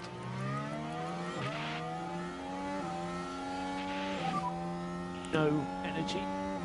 Copy. Might not get either of them here. Not quite.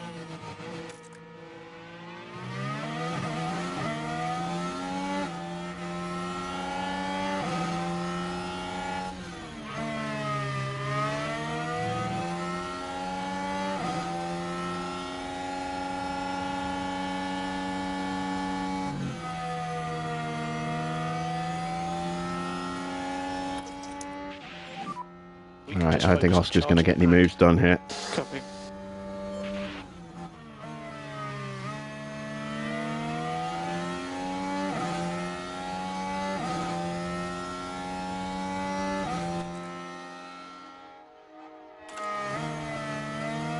It's a little early to call them in.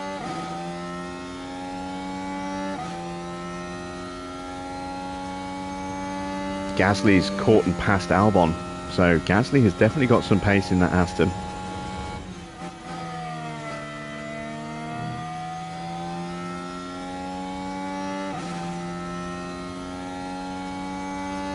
Yuki moves up into second place ahead of Max. Norris still stuck behind the two Ferraris.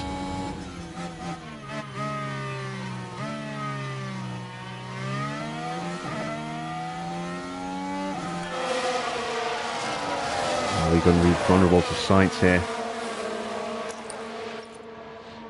Hope we can hold him off. We've got the slipstream of the two cars in front. Sainz with a lunge.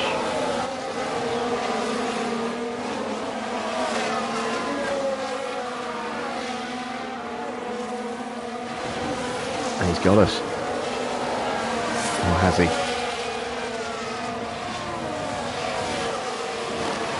No, we fought him off. Good work, Oscar. Lovely stuff. But all these failed overtakes are starting to nibble away his confidence a little bit.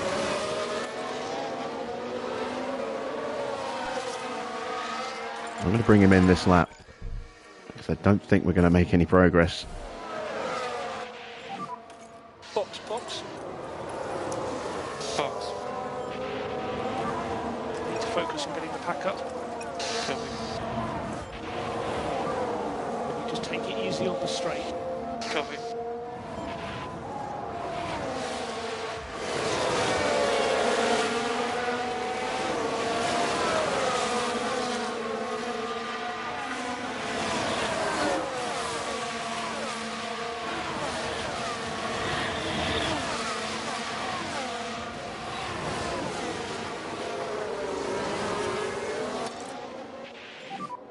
Back off.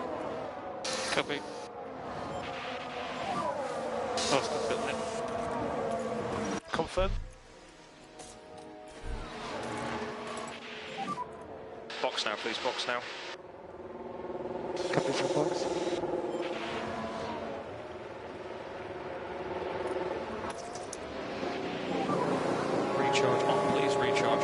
2.2. How you doing, Hedgehog? Clear on exit.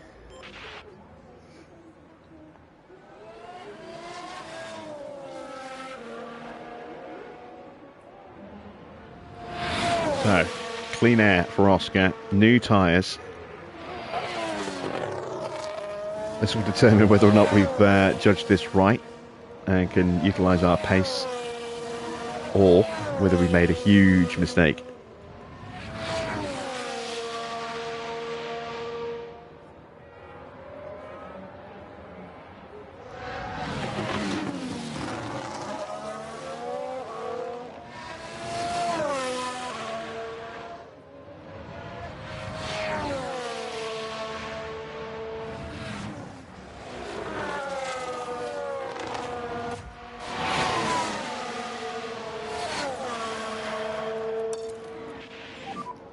Okay, mate, so let's look after these tyres.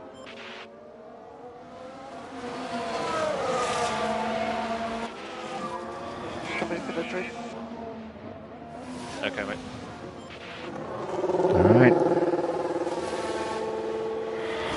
Salty stop number 2.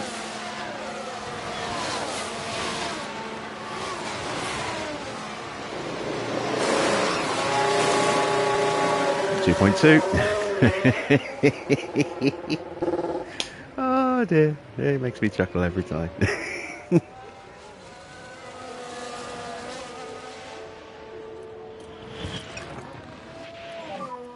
Back off in the high speed.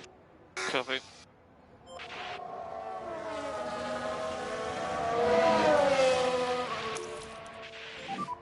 Let's go recharge on. Yeah, double grubble. 2 very, very good stops. That's going to do us well in the pit stop competition. After a bit of a shaky start in the first race. We are 3rd in the standings at the moment, so we're not too far off.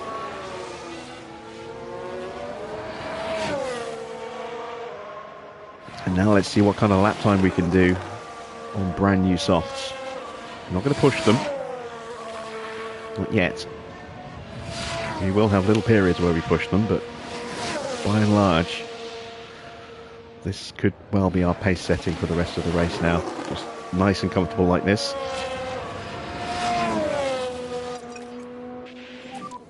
Just think about looking after this tyre where we need to.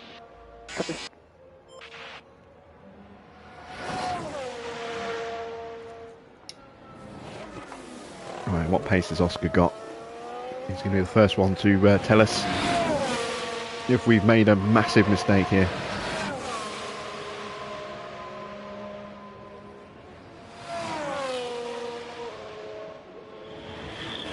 .133.5.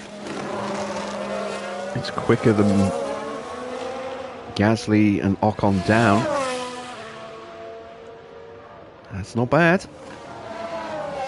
And that's without DRS. So we have the pace to potentially pull this off.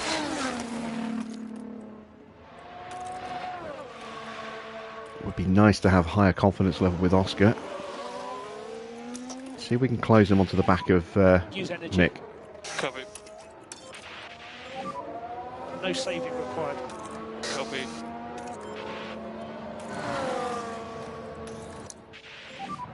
Recharge on, please. Recharge on. Copy. Okay, we need left and coast, please. Copy.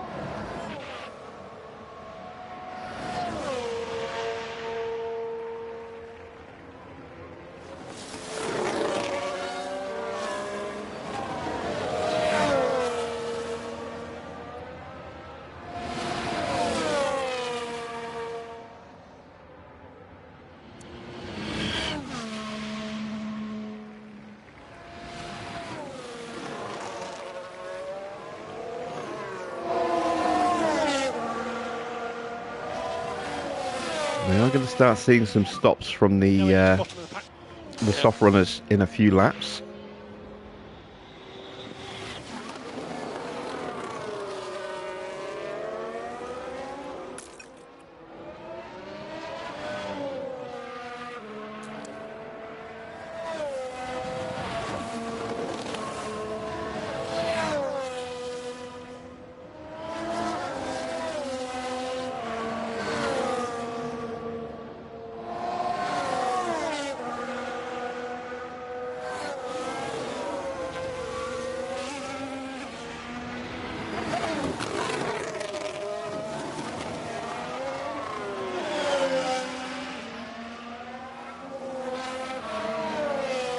Just don't want to burn out Oscar too much, just trying to get him onto the back of Mick. If we get him onto Mick, we can start to cool his tyres and protect his tyres. We can sort his fuel out, we can get his battery sorted. Mick can be punching the hole in the air.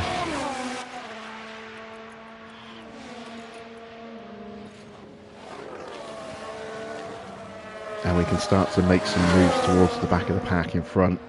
Just need to get him a little bit closer. Okay, mate, let's keep looking after these tyres. Just speed that up a little bit. Help Oscar's tyres out a bit more.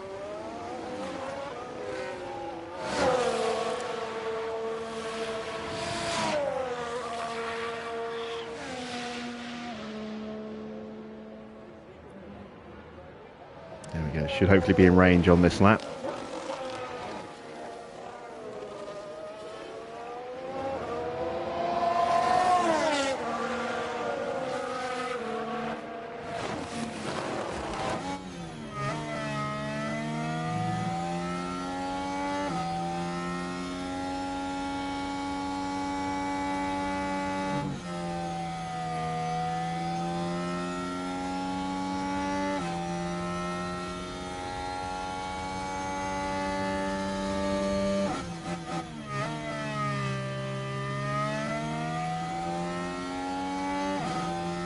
Come on, get that DRS, get that DRS.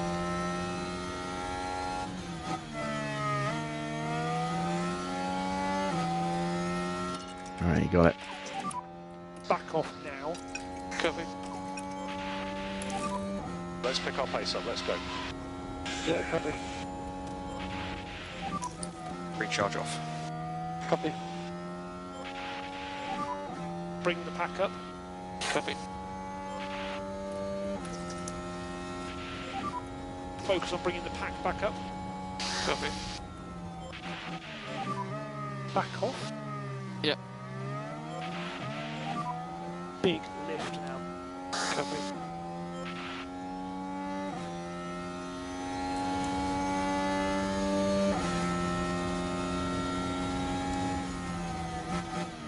Right, now hopefully we can start to make some proper progress. Got our guys together so they can work together. We need to focus on the energy now. Yeah.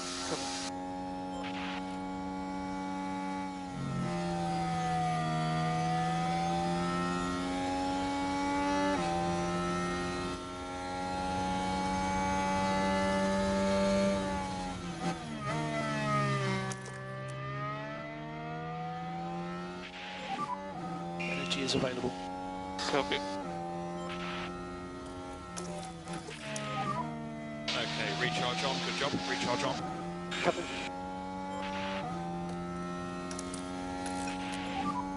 Recharge back on, please, recharge on. Copy.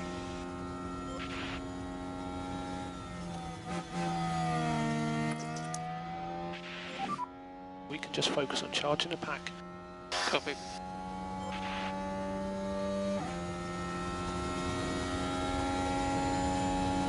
Okie dokie. Closing in now on Shaw and Giovinazzi.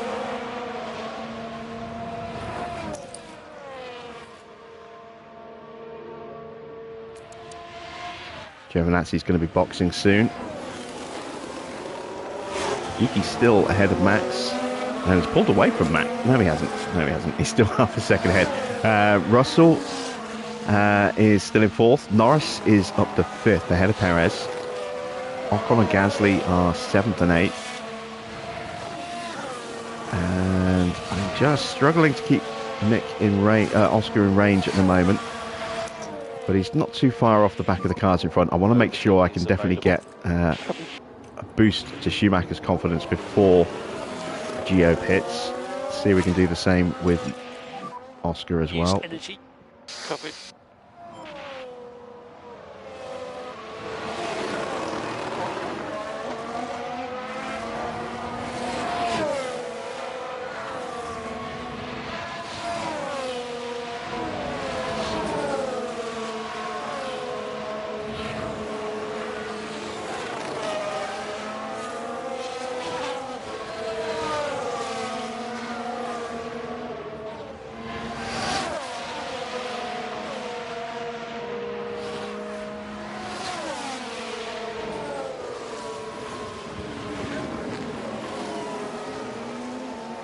There we go. First of the stop runners.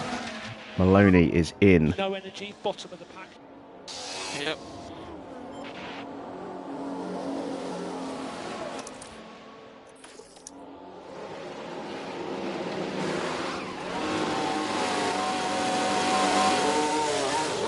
It's an okay stop, nothing special.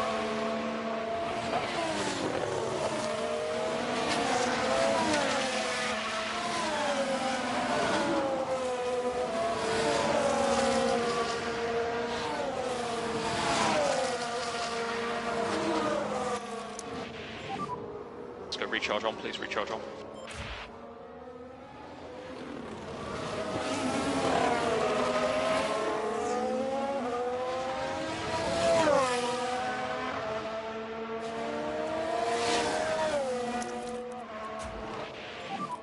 Need to focus on getting the pack up.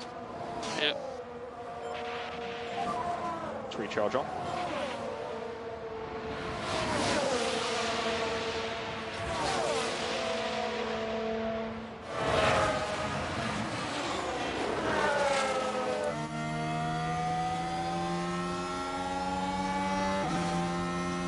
Now Ocon and Yuki are into the pits.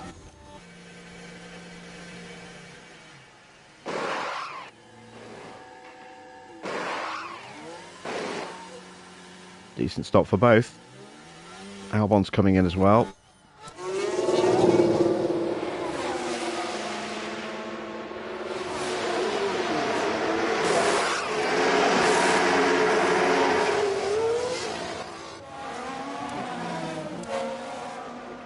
All right, Piastri came out just behind Ocon.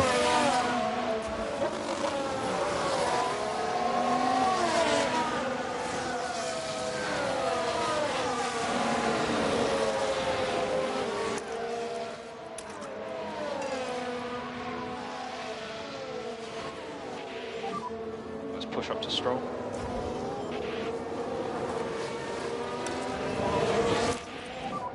You're good to push on tyres. Yep. Copy.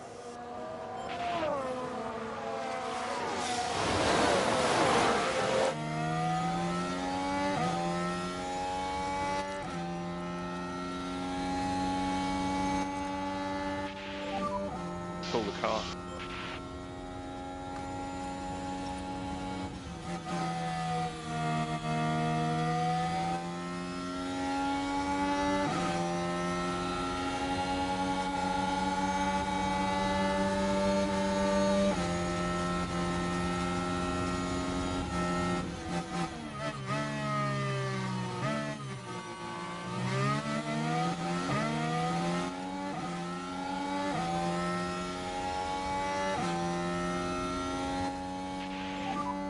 No energy. Copy. All right, Mick's Bottas moving up. is boxed. Oscar now up to 13th.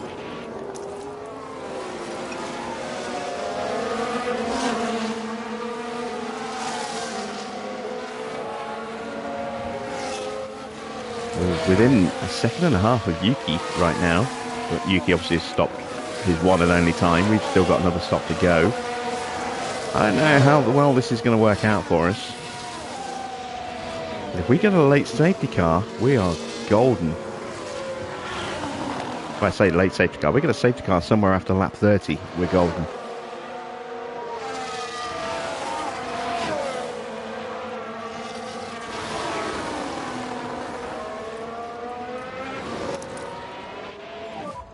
No more DRS.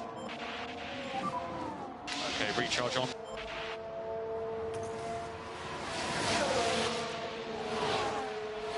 It's very much going to be mixed race tonight, by the look of it. In the battle between our two drivers.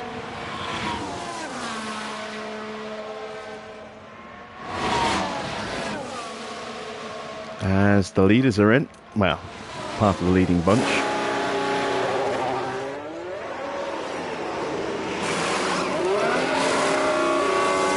Decent stop for both by the look.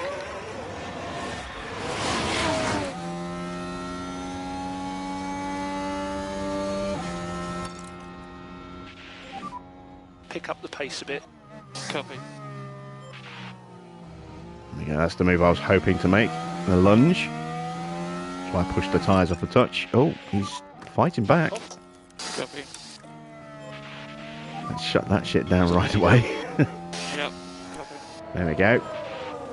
Make sure we stay with Ocon.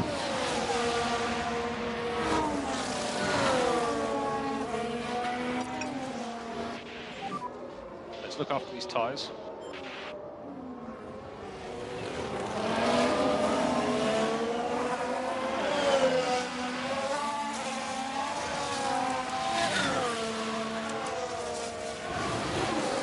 Might be easier said than done.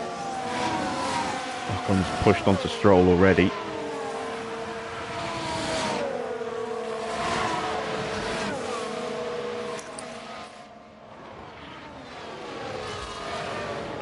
Max jumped us.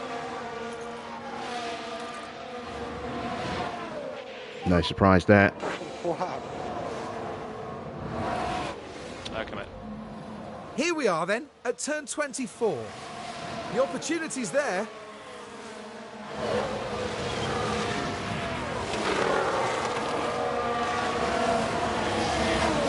And Verstappen says thank you very much. At least we got the DRS out of that move. Leclerc is in. Race leader. Onto a set of mediums.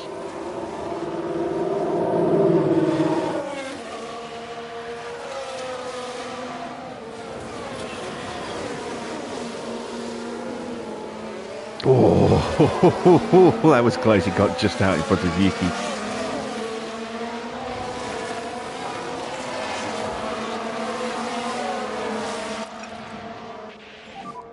Slow now. Copy.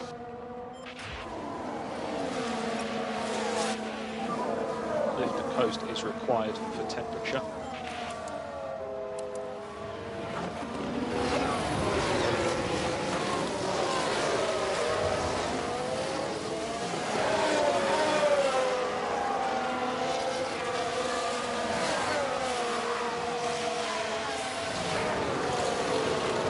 Everyone's getting held up here behind the two Williams drivers. The field's concertinaing back together again. It's bringing Oscar back into range of Stroll and Ocon.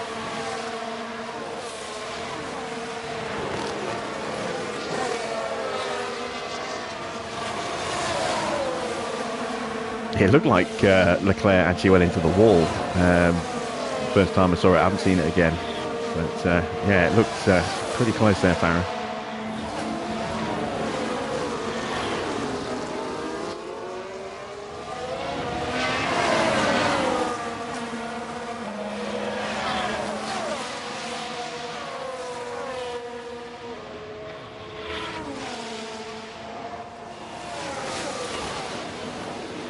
And this is ruining Max's chances, these two Williams drivers, just as they ruined ours earlier on. Getting stuck behind them for so long with Oscar. He's back in that same situation again.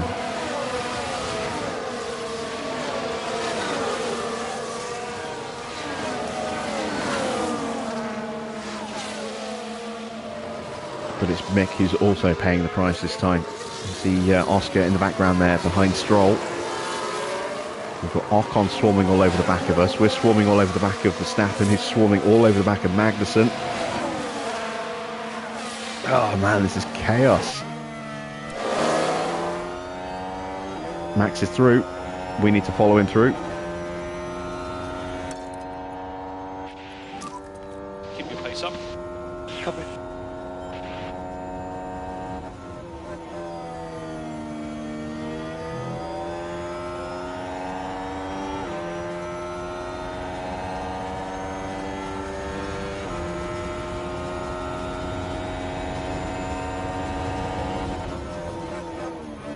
Ocon's on our inside.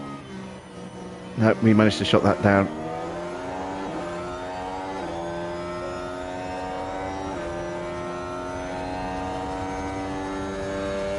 Can we get both Williams here? Well, we got one of them. Can we get the other one on the exit?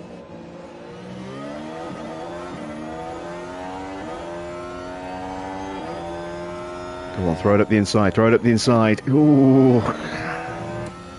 It's close. Let's keep that gap down.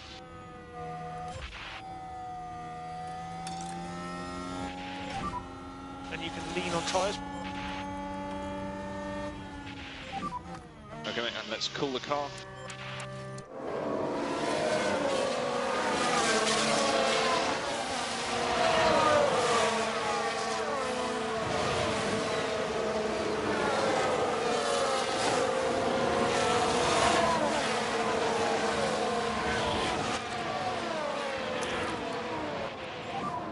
Let's go recharge on. Okay, mate, let's try and protect the tyre. Right, Oscar's past Stroll. Excellent stuff. We got Oscar back into peak confidence. Perez is coming through. He's on Stroll now.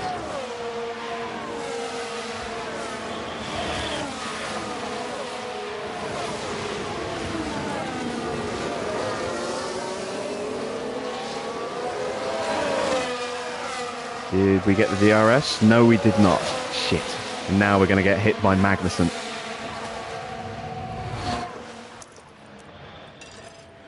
We're going to fight him off.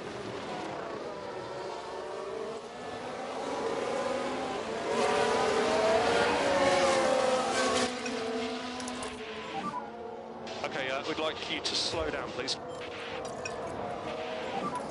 Yeah, take it easy.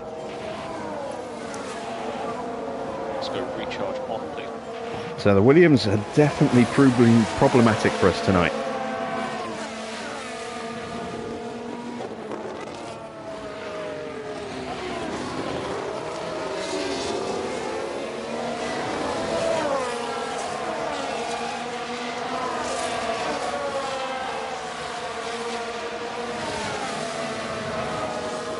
And here comes Perez on the back of Oscar.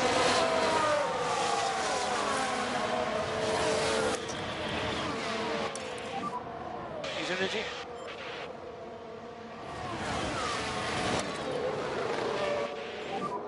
Let's push, come on.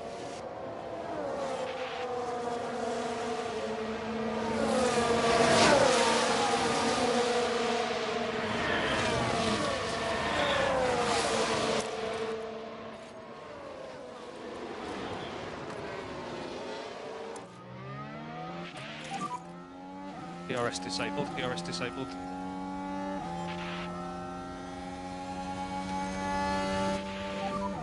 To use the free air.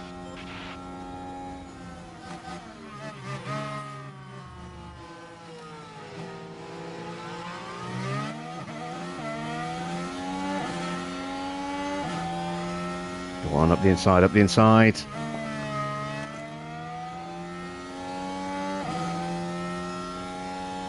There we go, one Williams down. Okay, recharge on. Bring the pack up.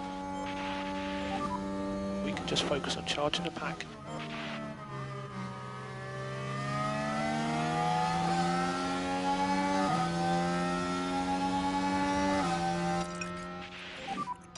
Okay, mate, so let's look after these tyres.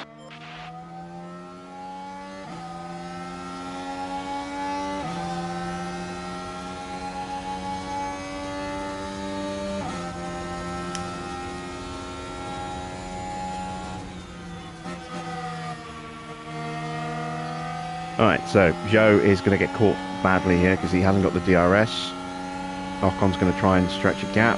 This gives us an opportunity to try and squeeze up the inside, maybe. Focus go. on bringing the pack back up.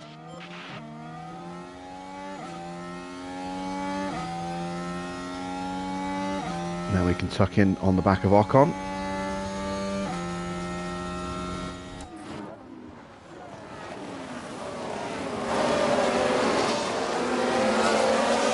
Now Perez is going to try and fight his way through the Williams drivers. He's got past Stroll. Although, oh, it's Gasly. Gasly caught up to the pack and is now also stuck in that fight. There's Stroll. Stroll's in the pits.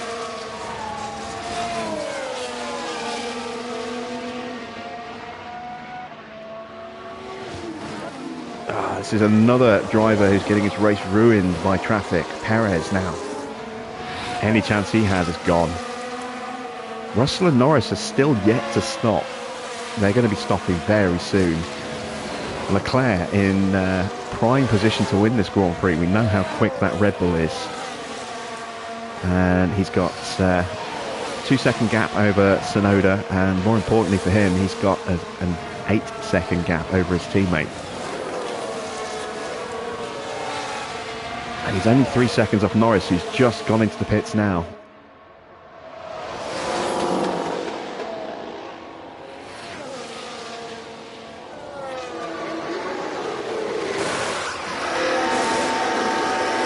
Decent stop.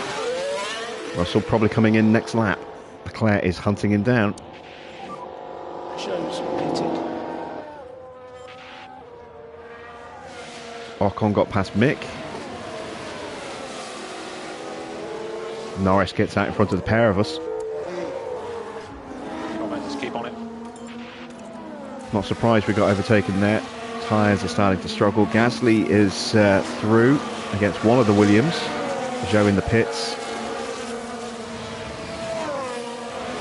We need to box Oscar very soon.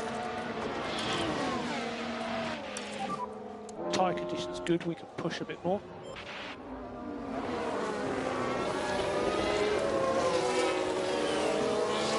I don't think Oscar's going to stay ahead of Gasly for very long. Perez is still stuck behind Magnussen. But now that Magnussen is out of the DRS of Gasly, that should be a pretty quick and easy overtake.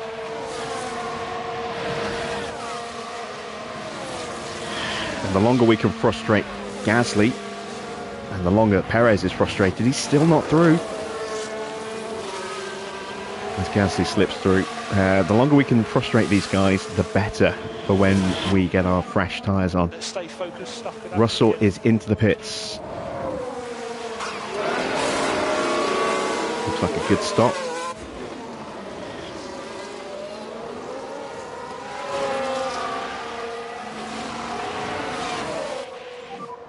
Magnussen has now stopped.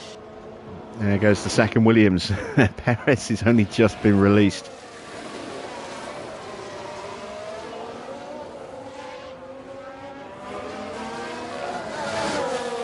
Just don't quite have the grip.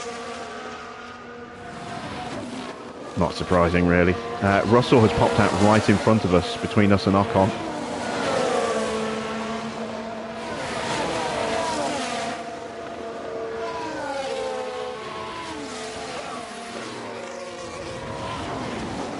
Leclerc now 3 seconds clear of Yuki.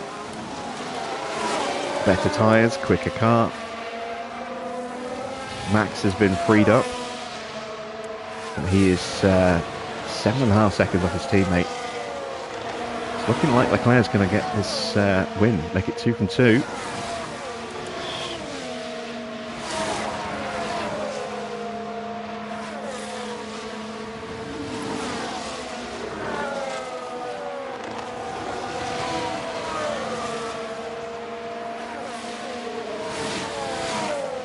We're going to try and hang it in the DRS as long as we can here. Just try and delay these pit stops as much as we can. Might be harder for Mick, but Oscar is looking pretty good on the back of Gasly right now. As Russell gets past Ocon. Ocon trying to fight through but can't. We're going to try and go another lap.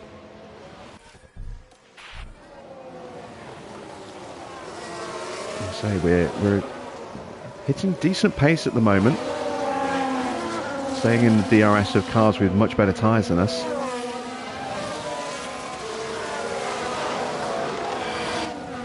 Actually, I'm looking at their grip levels. I think we might have to box them this lap. We'll box Oscar first. Let's see if we can just stay in range with Mick. If we look after his tyres a little bit. Not a big enough gap between our drivers to box them on the same lap, because if there's any kind of problem, they're both screwed.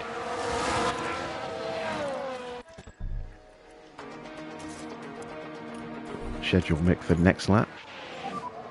just dropped out of range. That's a shame.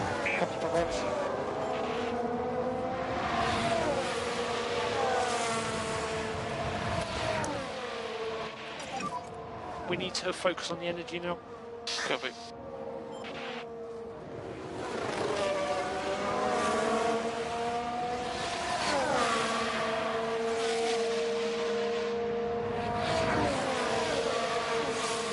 Yes, I did enjoy my extra 2 nights off, Mr. Water. Thank you for asking. Gave me a nice little bit of a recharge, ready for the start of this season. Really pumped and excited to get it going last night. Copy.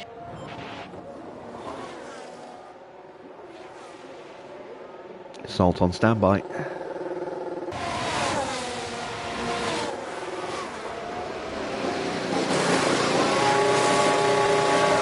.3. Could have been better. I just threw that comment in just to piss you off there, Hedgehog. Let's see. We are coming up. Oh, great. Behind it. Oh, yeah. There's definitely a collision there. Whoops.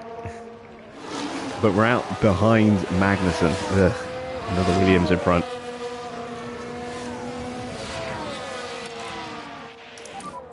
You're good to push on the tyres. Copy. Let's go recharge on.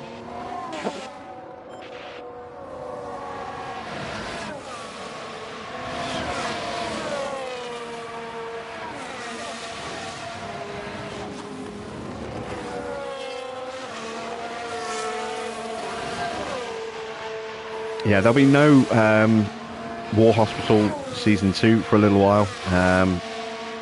Game was a little bit buggy. I had an issue with my save after starting Chapter 2, so I need to work a new save all the way up to the end of Chapter 1 again. But as soon as I get there, I'll start recording some more episodes.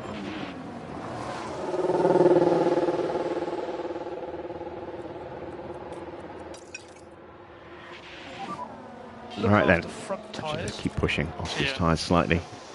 What can Mick do? 2.4. Oh, that's our worst stop of the night. Okay, it's going to be close on this. Terrible stop. Push, push.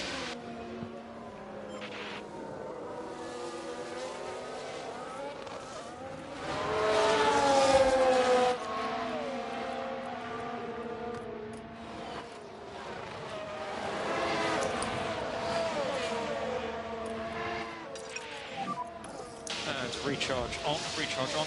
Copy. Need to look after the tyres. Yeah. Okay, push. Let's go.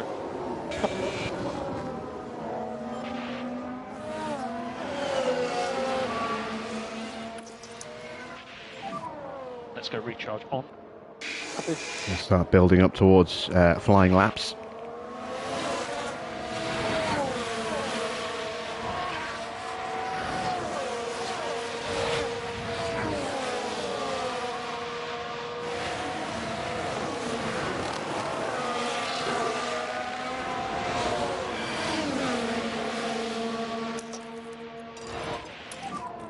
Overtake is available.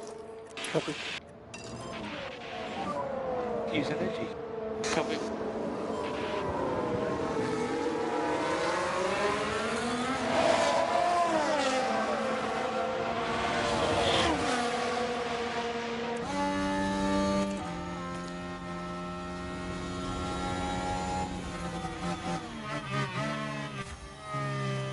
Yeah, we're stuck. Let's Need to focus on get them through one at a time. Copy. You can back off a bit. Yep. Okay, recharge on. Lift and coast required. Yeah, okay.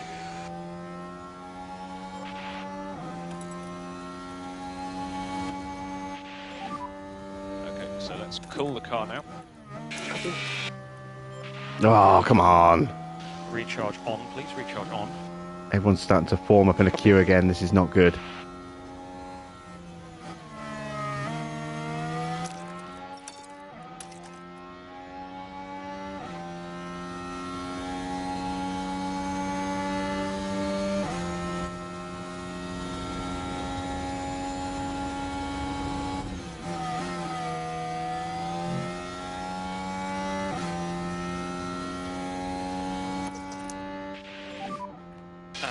recharge on, recharge on. No saving required. Copy. Push on your fronts now. Copy. So you've got energy. Copy.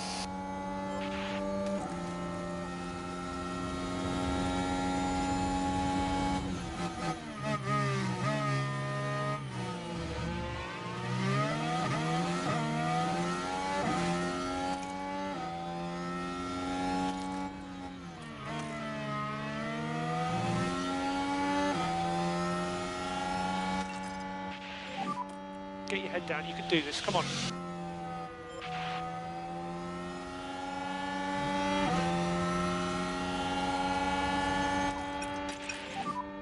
Need to lift where you can. Copy.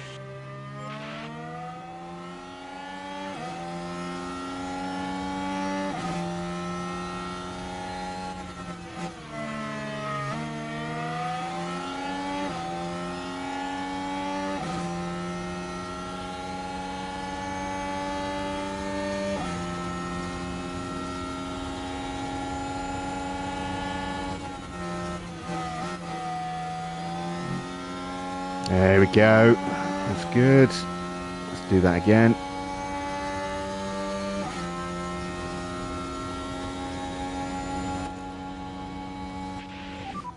We need some PU cooling.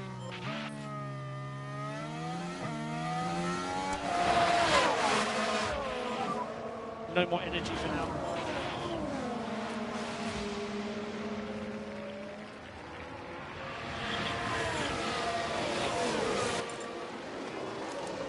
.131.0. What is the fastest lap? 1:30.0. Okay. Yeah, we're a long way off fastest lap pace right now. Back off now. We can just focus on charging the pack.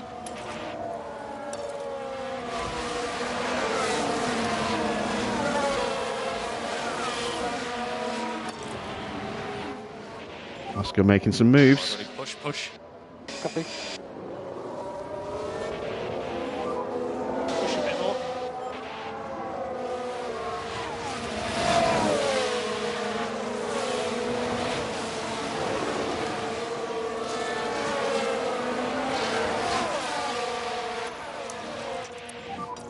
Bring the pack up.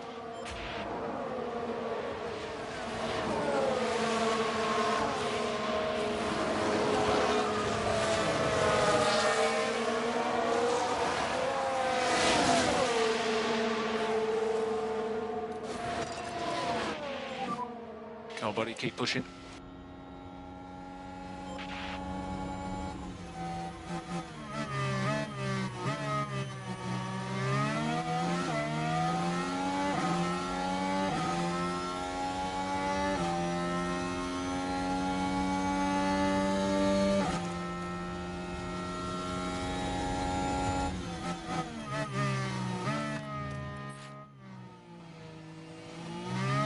Right, there we go. That's Mick up into peak confidence. Okay, we need some more lifting post, please. A bit more in each zone. To recharge on, please.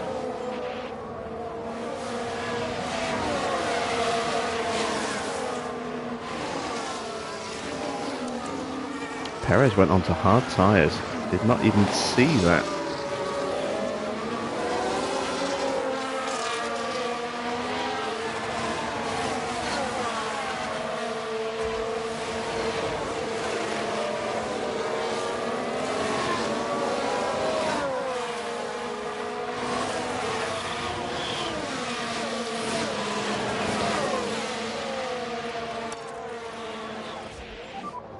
Come on.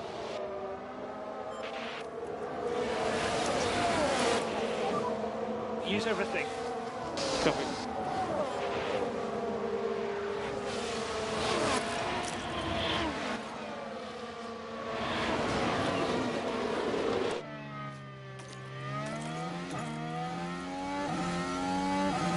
To try and get a 2 for here.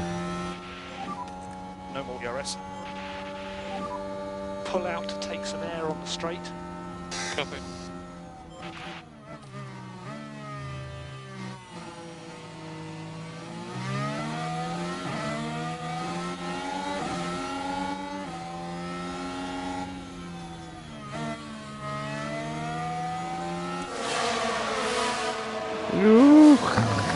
It's worried.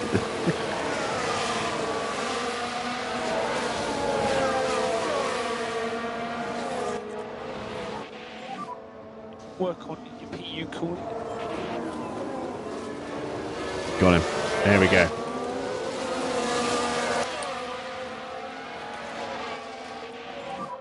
Focus on bringing the pack back up. Fire mate, recharge on. No energy.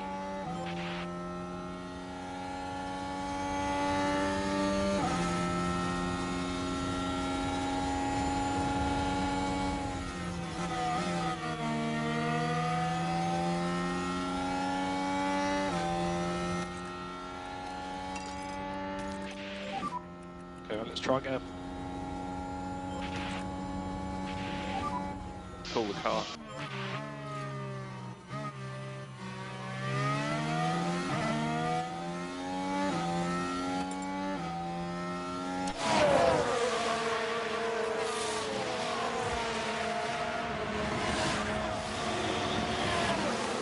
Closing in now on Sainz and Maloney.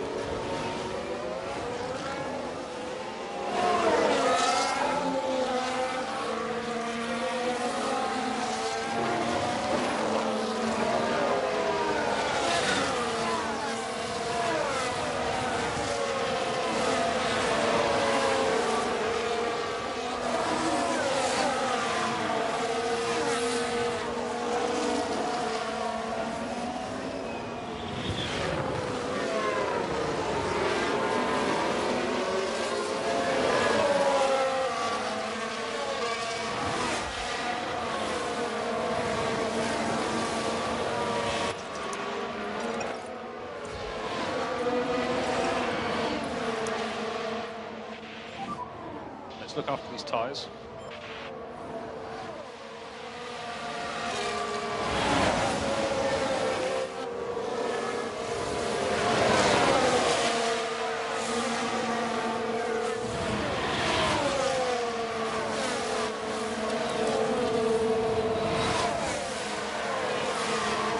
Yeah, I've got to be careful I don't burn out my tyres too much. Stuck in the dirty air here.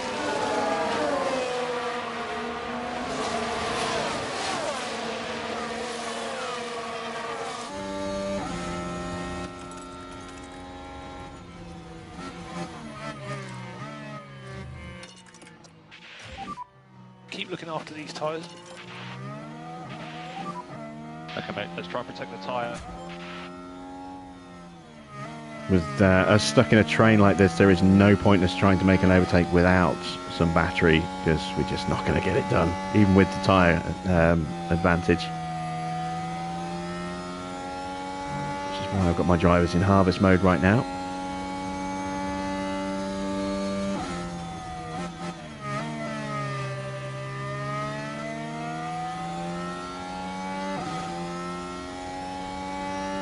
Right, I'm running out of laps. I can't take too long.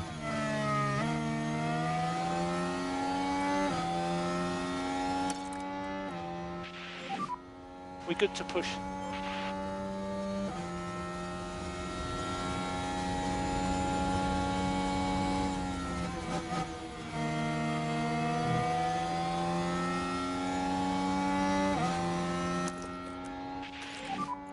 And you are free to use the energy when you want.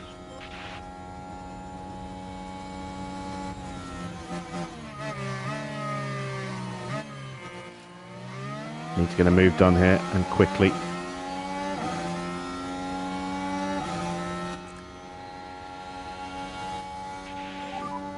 Yeah, use the free air. Damn it, damn it, damn it, damn it, damn it. Come on.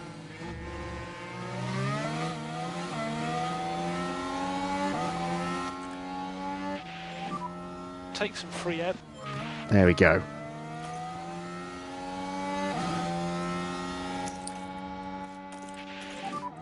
We need to focus on the energy now. Right, Mick. Need to work on Mick. Back off now. Overtake is available. Keep your pace up.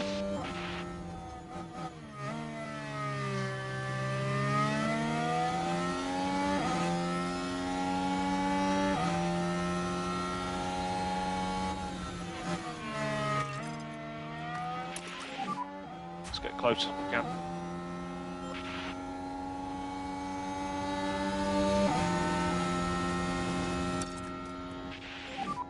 So you're good to push on tyres.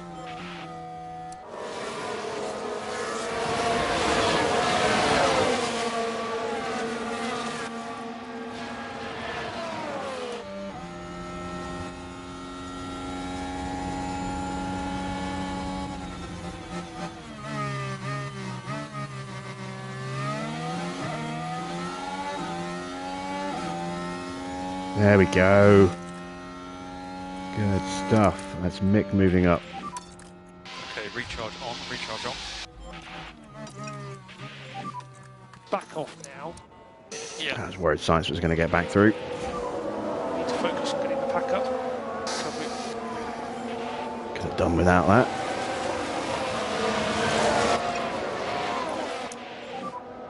Okay, we'd like you to slow down, please. Starting to run out of time.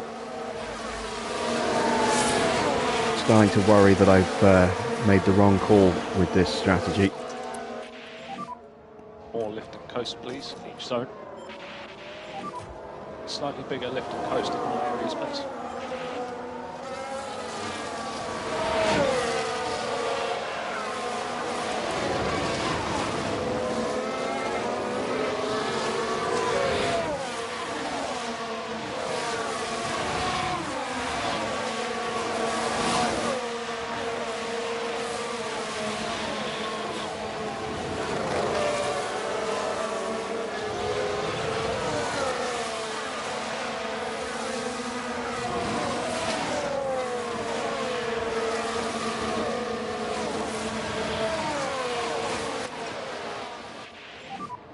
Okay, mate, good job. No more lift and coast required. So recharge on. Use energy. Copy.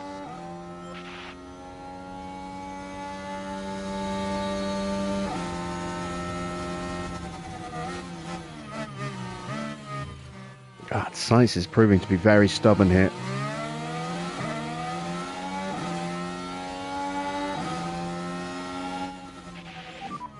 Do what you can. Come on, Oscar. Punch through. Copy.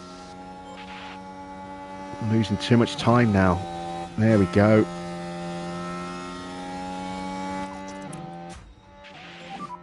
Lift and coast into 12. Copy. Okay, recharge on.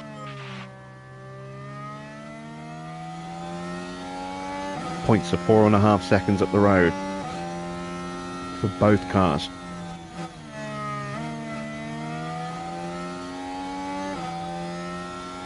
Trying to bolt Oscar so that Science can't come with us.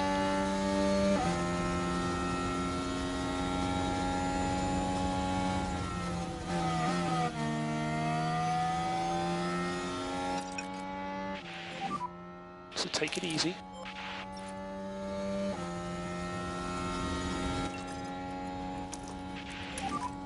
We need to push up, please. No lift and coast required from our side at the moment. No energy. There we go. I thought for a minute Mick was going to tuck in then. I'm like, no, don't do that. Okay, we need lift and coast, please.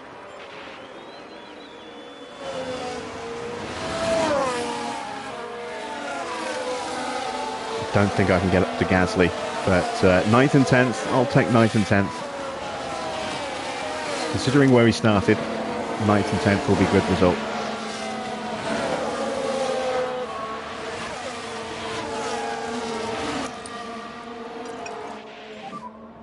Okay, it's recharge on.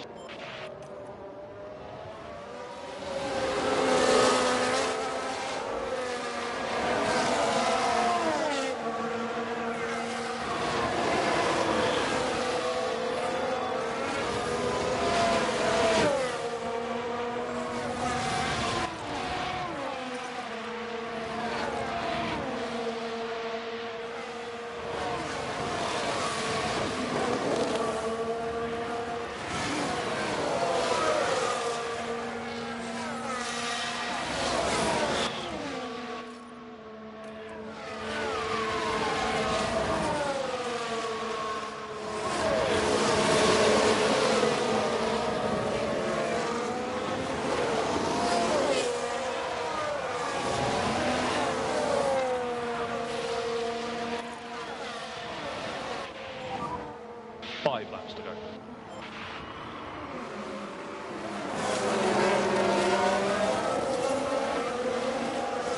Swapping our drivers over because we did kind of let Oscar just punch his way past Mick and keep Mick back a bit. Now we're going to return the favour. And again, hopefully with Schumacher having slightly fresher tyres and slightly higher confidence, we can close up to the front, to in front of us a little bit faster. He can pull Oscar with him. Maybe we can use this to build Oscar back up quickly with his battery as well.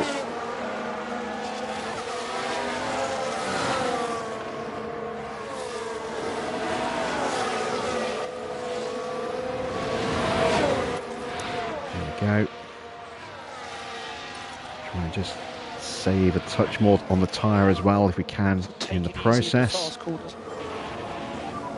Bring the pack up. Yeah, we're not getting Gasly. We haven't got enough laps left, but we can get 9th and 10th here.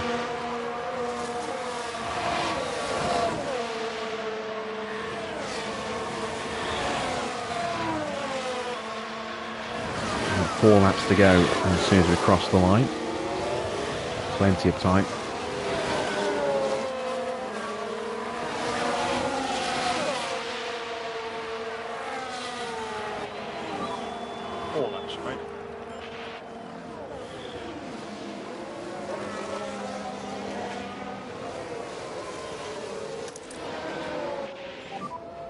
Just focus on charging the pack.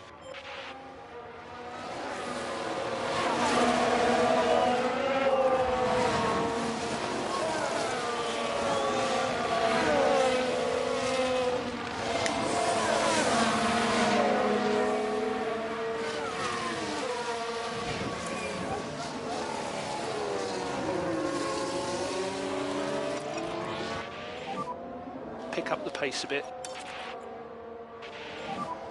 Let's push, come on.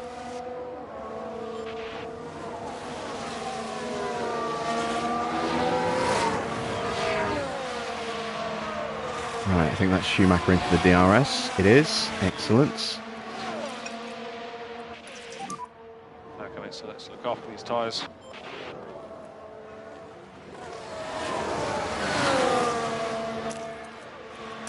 Make sure Oscar gets there quickly as well.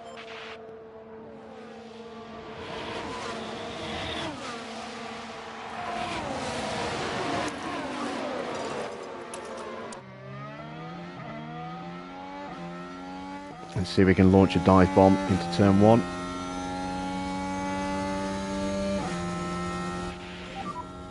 Three laps to go.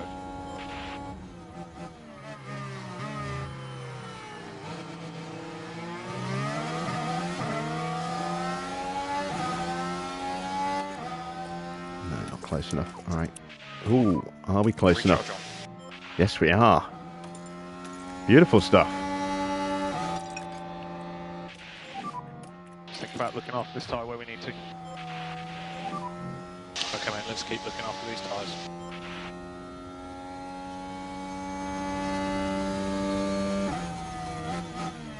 Oscar's so close.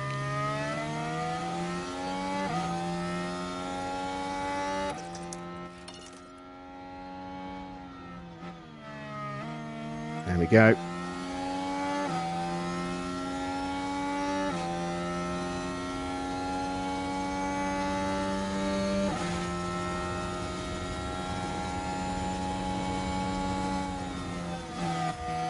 Mick's making the move without even trying.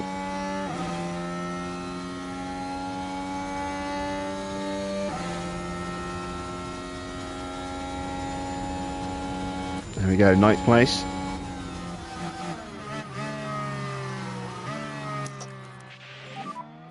Use energy. Copy. No more overtaking. Copy.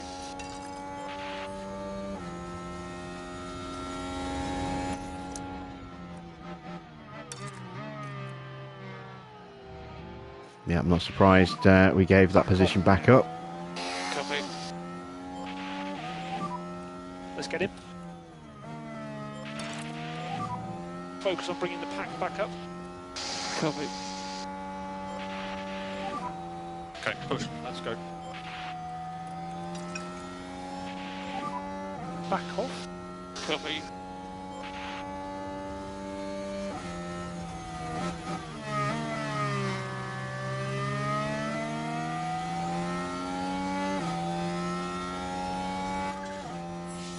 Right, I need to get past Albon. Push more. Copy.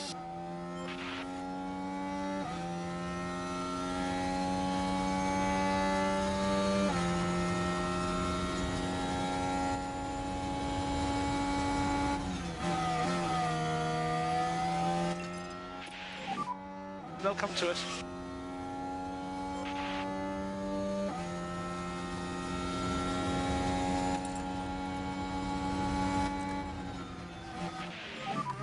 We need to cool the engine. Copy.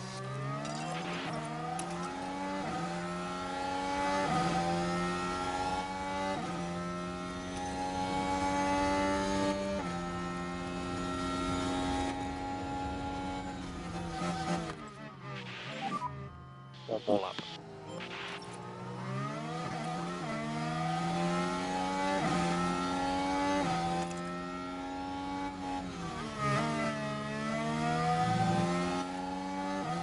Right, Schumacher should start to bolt.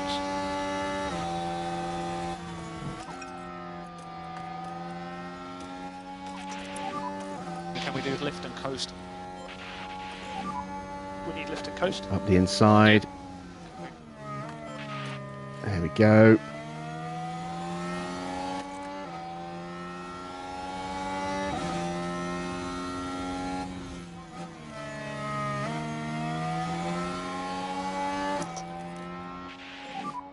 You can use energy. That's Leclerc! Charles Leclerc is today's winner. Charles Leclerc there, taking home the win.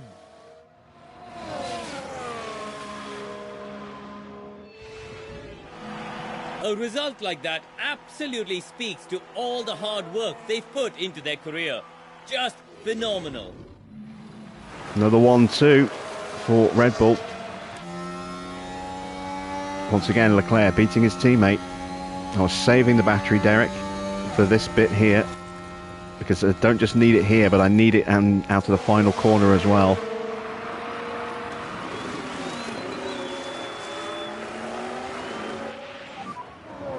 DRS disabled. DRS disabled. And there we go. Watch for fuel. 9th and 10th. And that is the checker flag. Points P9. for both drivers. Thank you again. As Mick runs out of fuel as he crosses the line there. Yeah, I needed to make sure I had the battery in reserve so I could get past Porsche and then stay ahead of Porsche and also hold off Albon. And that was a very good race, as far as Mick Schumacher is concerned. Well, take nothing away from it. Finishing in the top 10 to take home some decent points is a good performance. And the Monegasque driver certainly proved his worth with a terrific drive today. That's their second win of the season. A brilliant talent who looks so at home on the track. And finally now the drivers can relax after an eventful weekend at the Saudi Arabian Grand Prix.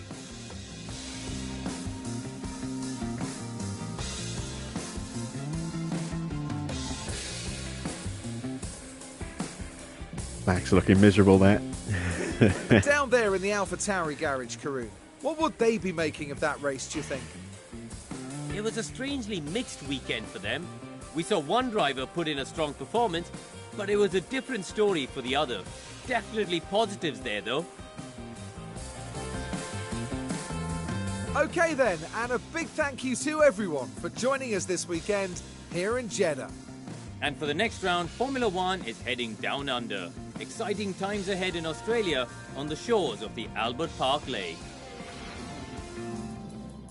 There we go then, confirmation of the final results. No, Lawson did not get a drive. He can't be a reserve driver. Now he's had a race seat, he will never ever become a reserve again. So this is the way they code it in this game. That needs to change as well. Let's see then. Charles Leclerc with his second win in a row, beating off... that sounds a bit odd, beating off Max. Beating off a challenge from Max Verstappen there, who did get the fastest lap. Lando in third, ahead of George Russell. Yuki Tsunoda in fifth. Ocon up in sixth place. Perez down 4 places to finish in seventh. He really did get held up very badly after that first pit stop. That kind of ruined his race. Gasly, a strong recovery from him, up 5 places. Mick gaining 2, Oscar up 5. And let's have a look at the bottom half of the grid. You see Porsche, another strong race from him, up 3 places to finish in 11th, just outside the points. Albon down 6 places. Not a great race for him. The Williams drivers had potential, had pace, but just couldn't make it work in the end. Down 4 and 5 places respectively for Zhou and Magnussen. Sandwiching Carlos Sainz down in 14th. Valtteri Bottas down in 17th. Terrible weekend again for Mercedes. They really are off to a very bad start this year. Stroll gains 3 places to move himself up a little bit, but still nowhere near the points in that second Aston there. For sure, not a bad race. Again, still a rookie in a pretty poor car. Maloney did get ahead of Giovinazzi, and let's see what that's done to the drivers' standings. So, Charles Leclerc, 2 wins from 2, is on 51 points, 2 wins and a fastest lap. Max in second, 2 second places and a fastest lap. Lando in third, 2 thirds, no fastest lap. That is the standings so far. 14-point lead now for Charles Leclerc. Lando is 7 points behind Max. George moves up ahead of his teammate into 4th place. Yuki jumps 4 places up into 6th. Ocon jumps 6 places up into 7th. Stroll drops a couple of places, as does Oscar, but more points for Oscar. Another point for Oscar. Puts him 1 ahead of Gasly. And Mick is off the mark as well. He's now up 4 places into 12th. And the last of the scorers, there you can see the drivers yet to score. Most notably, Valtteri Bottas and Carlos Sainz. A long way down. Let's have a look at the Constructors' Championship. Maximum points again for Red Bull puts them on 88 already. They are 47 points clear of McLaren, who move above Ferrari by a point into 2nd place. Aston in 4th with 4 points gained tonight. We gained 3. We are in 5th place, on target for our objectives so far. Alpine just a point behind us as they move past Williams. Haas in 8th. Mercedes move up into 9th. Alfa Romeo still bottom of the order with 0 points. Well, I say still, now bottom of the order. Let's have a look at the pit stops. Mighty quick stops for us tonight. First and second. Red Bull in 3rd and 5th. Ferrari in 4th and 8th. Good points from McLaren as well in 6th and 7th. Alpine and Aston rounding out the top 10. Let's see what the standings look like. We're now just 2 points behind Red Bull, having overtaken Ferrari there. No change in the other positions. McLaren stay in 4th ahead of Alpine and Aston, who pick up a couple of points each. No one else has picked up any points yet, but Alfa Romeo do move above Haas with a slightly quicker, fastest stop so far. And there you see our fastest stops, the opening stops of the Grand Prix. 2.29 seconds for Mick, 2.24 seconds for Oscar. And then slightly slower with the second stops, but still pretty quick.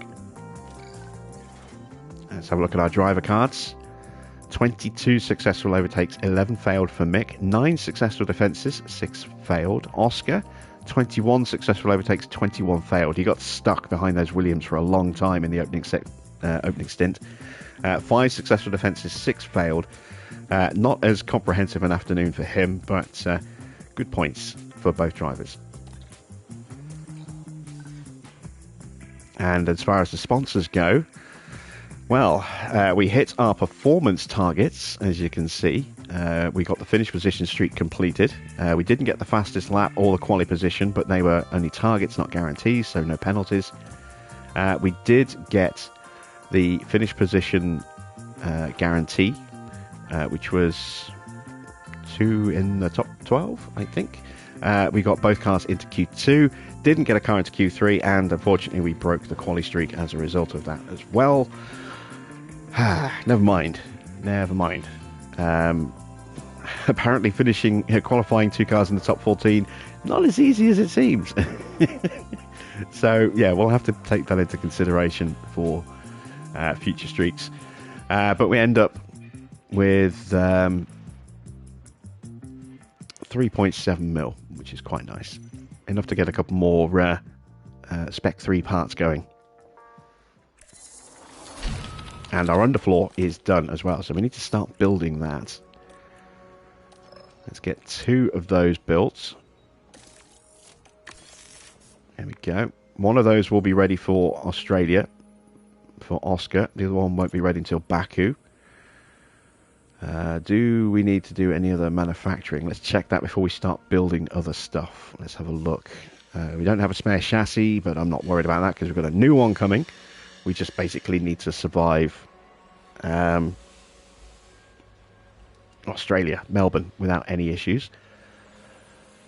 Don't have a spare suspension, but I'm going to start a new one of those in a minute. Rear wings, front wings, we're fine. Side pods, we're fine. We've got new ones coming as well. Nothing broke on the car, although we've got a few parts at medium risk, as you can see. High risk on the front wing, so that will go at the end of the next race. Have I got time to get another front wing in as well? Let's get the suspension going. So, we want to dial up the downforce a little bit because that's where we're weak. Brake cooling. Let's dial that up just a touch. Let's improve our front airflow as well. Really work on the low speed. And we'll take a little bit of life out of the suspension to reduce its weight. Give us a touch more acceleration.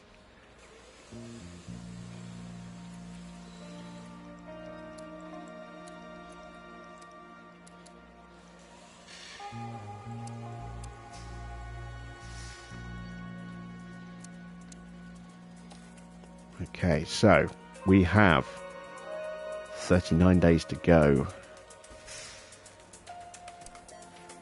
We can't get that in time for Baku.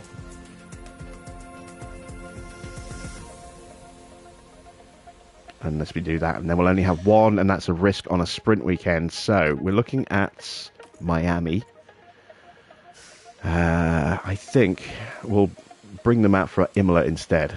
So we'll just go with the one engineer on those. Let's go back and just tweak it a little bit. Now that we know we're not going to get it in time for Baku, let's dial the airflow back a touch.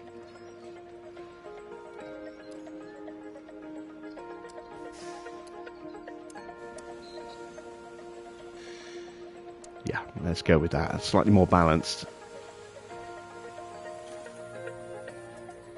And we'll plonk that on. There we go.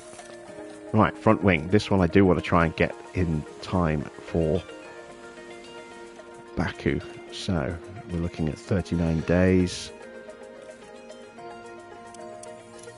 I can get it in 38.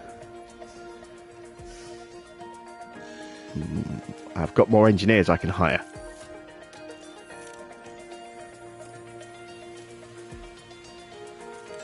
I've got 2 mil, so this might be the last part that we can get done until after Australia.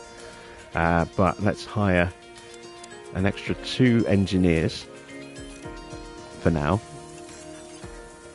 And go back to cars. Let's work on that front wing.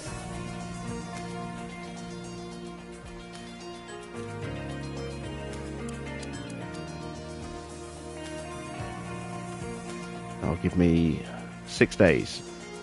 If we rush, we can get 3 wings when we manufacture, so happy with that. Let's start tweaking it. So we want to work on our low speed.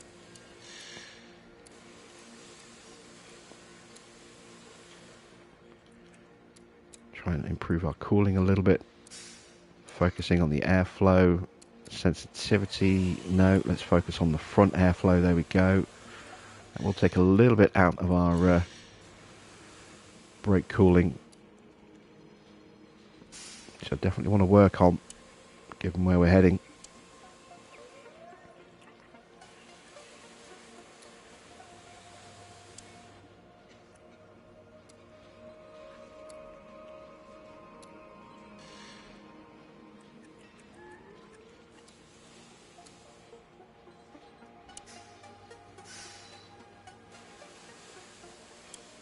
Dirty air tolerance could be a little better, but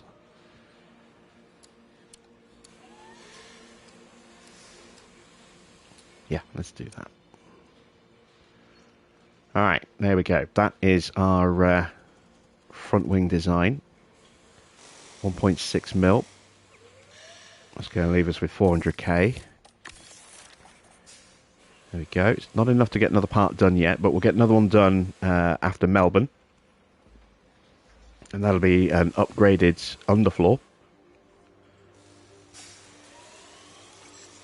Let's just check our facilities. Yeah, car part simulator is getting very close to breaking. Or car part test center, sorry.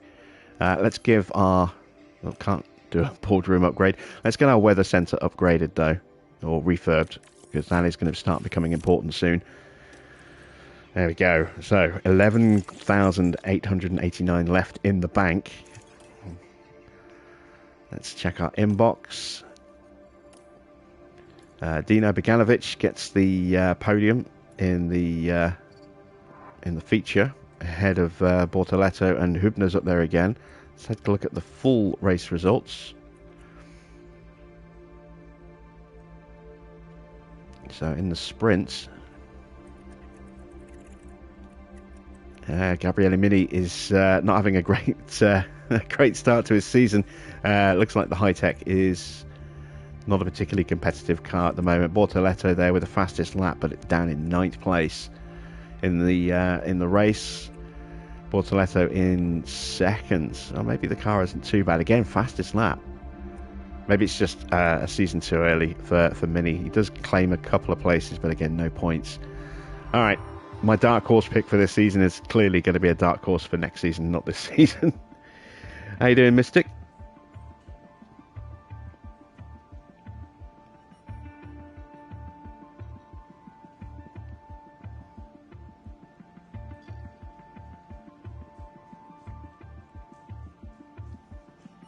Right, I think that's all we can get done in preparation for Melbourne. Let's see.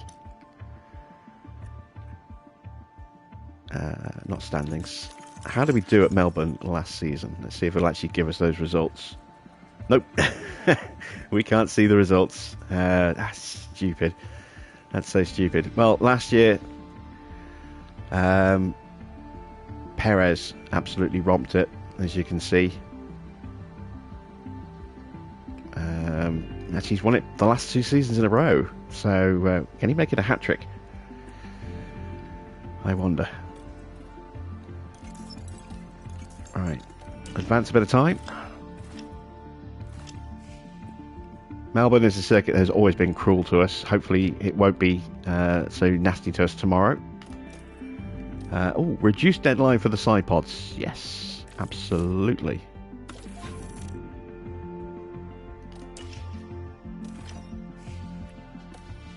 Low stock there, we know about those. Dan Fallows has gone up another point. Excellent stuff.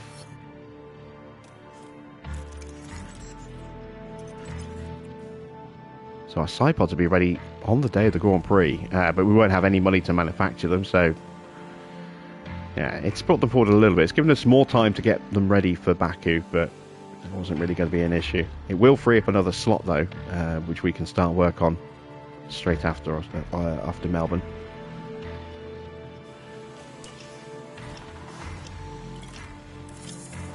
There we go, design complete. Have we earned enough money over the last few days? No, we have not. So, let's before I forget, let's make sure that we fit that new underfloor to Oscar for his home Grand Prix. There we go. And that is it for tonight. Nothing more. Oh, it's going to be a wet race. Oh, okay. Well, we'll see how we do tomorrow. But yeah, there we go. That is it for tonight. We've had a decent start to the season. Still in 5th place. Still holding on to where we need to be. There's so many cars that are very, very close. We've got a clear leader at the moment in Red Bull, a clear 2nd place in McLaren. Ferrari, Aston, Alfa, Alpine, Williams are all kind of in that melting pot together. It's quite close. You know, very fine margins in qualifying.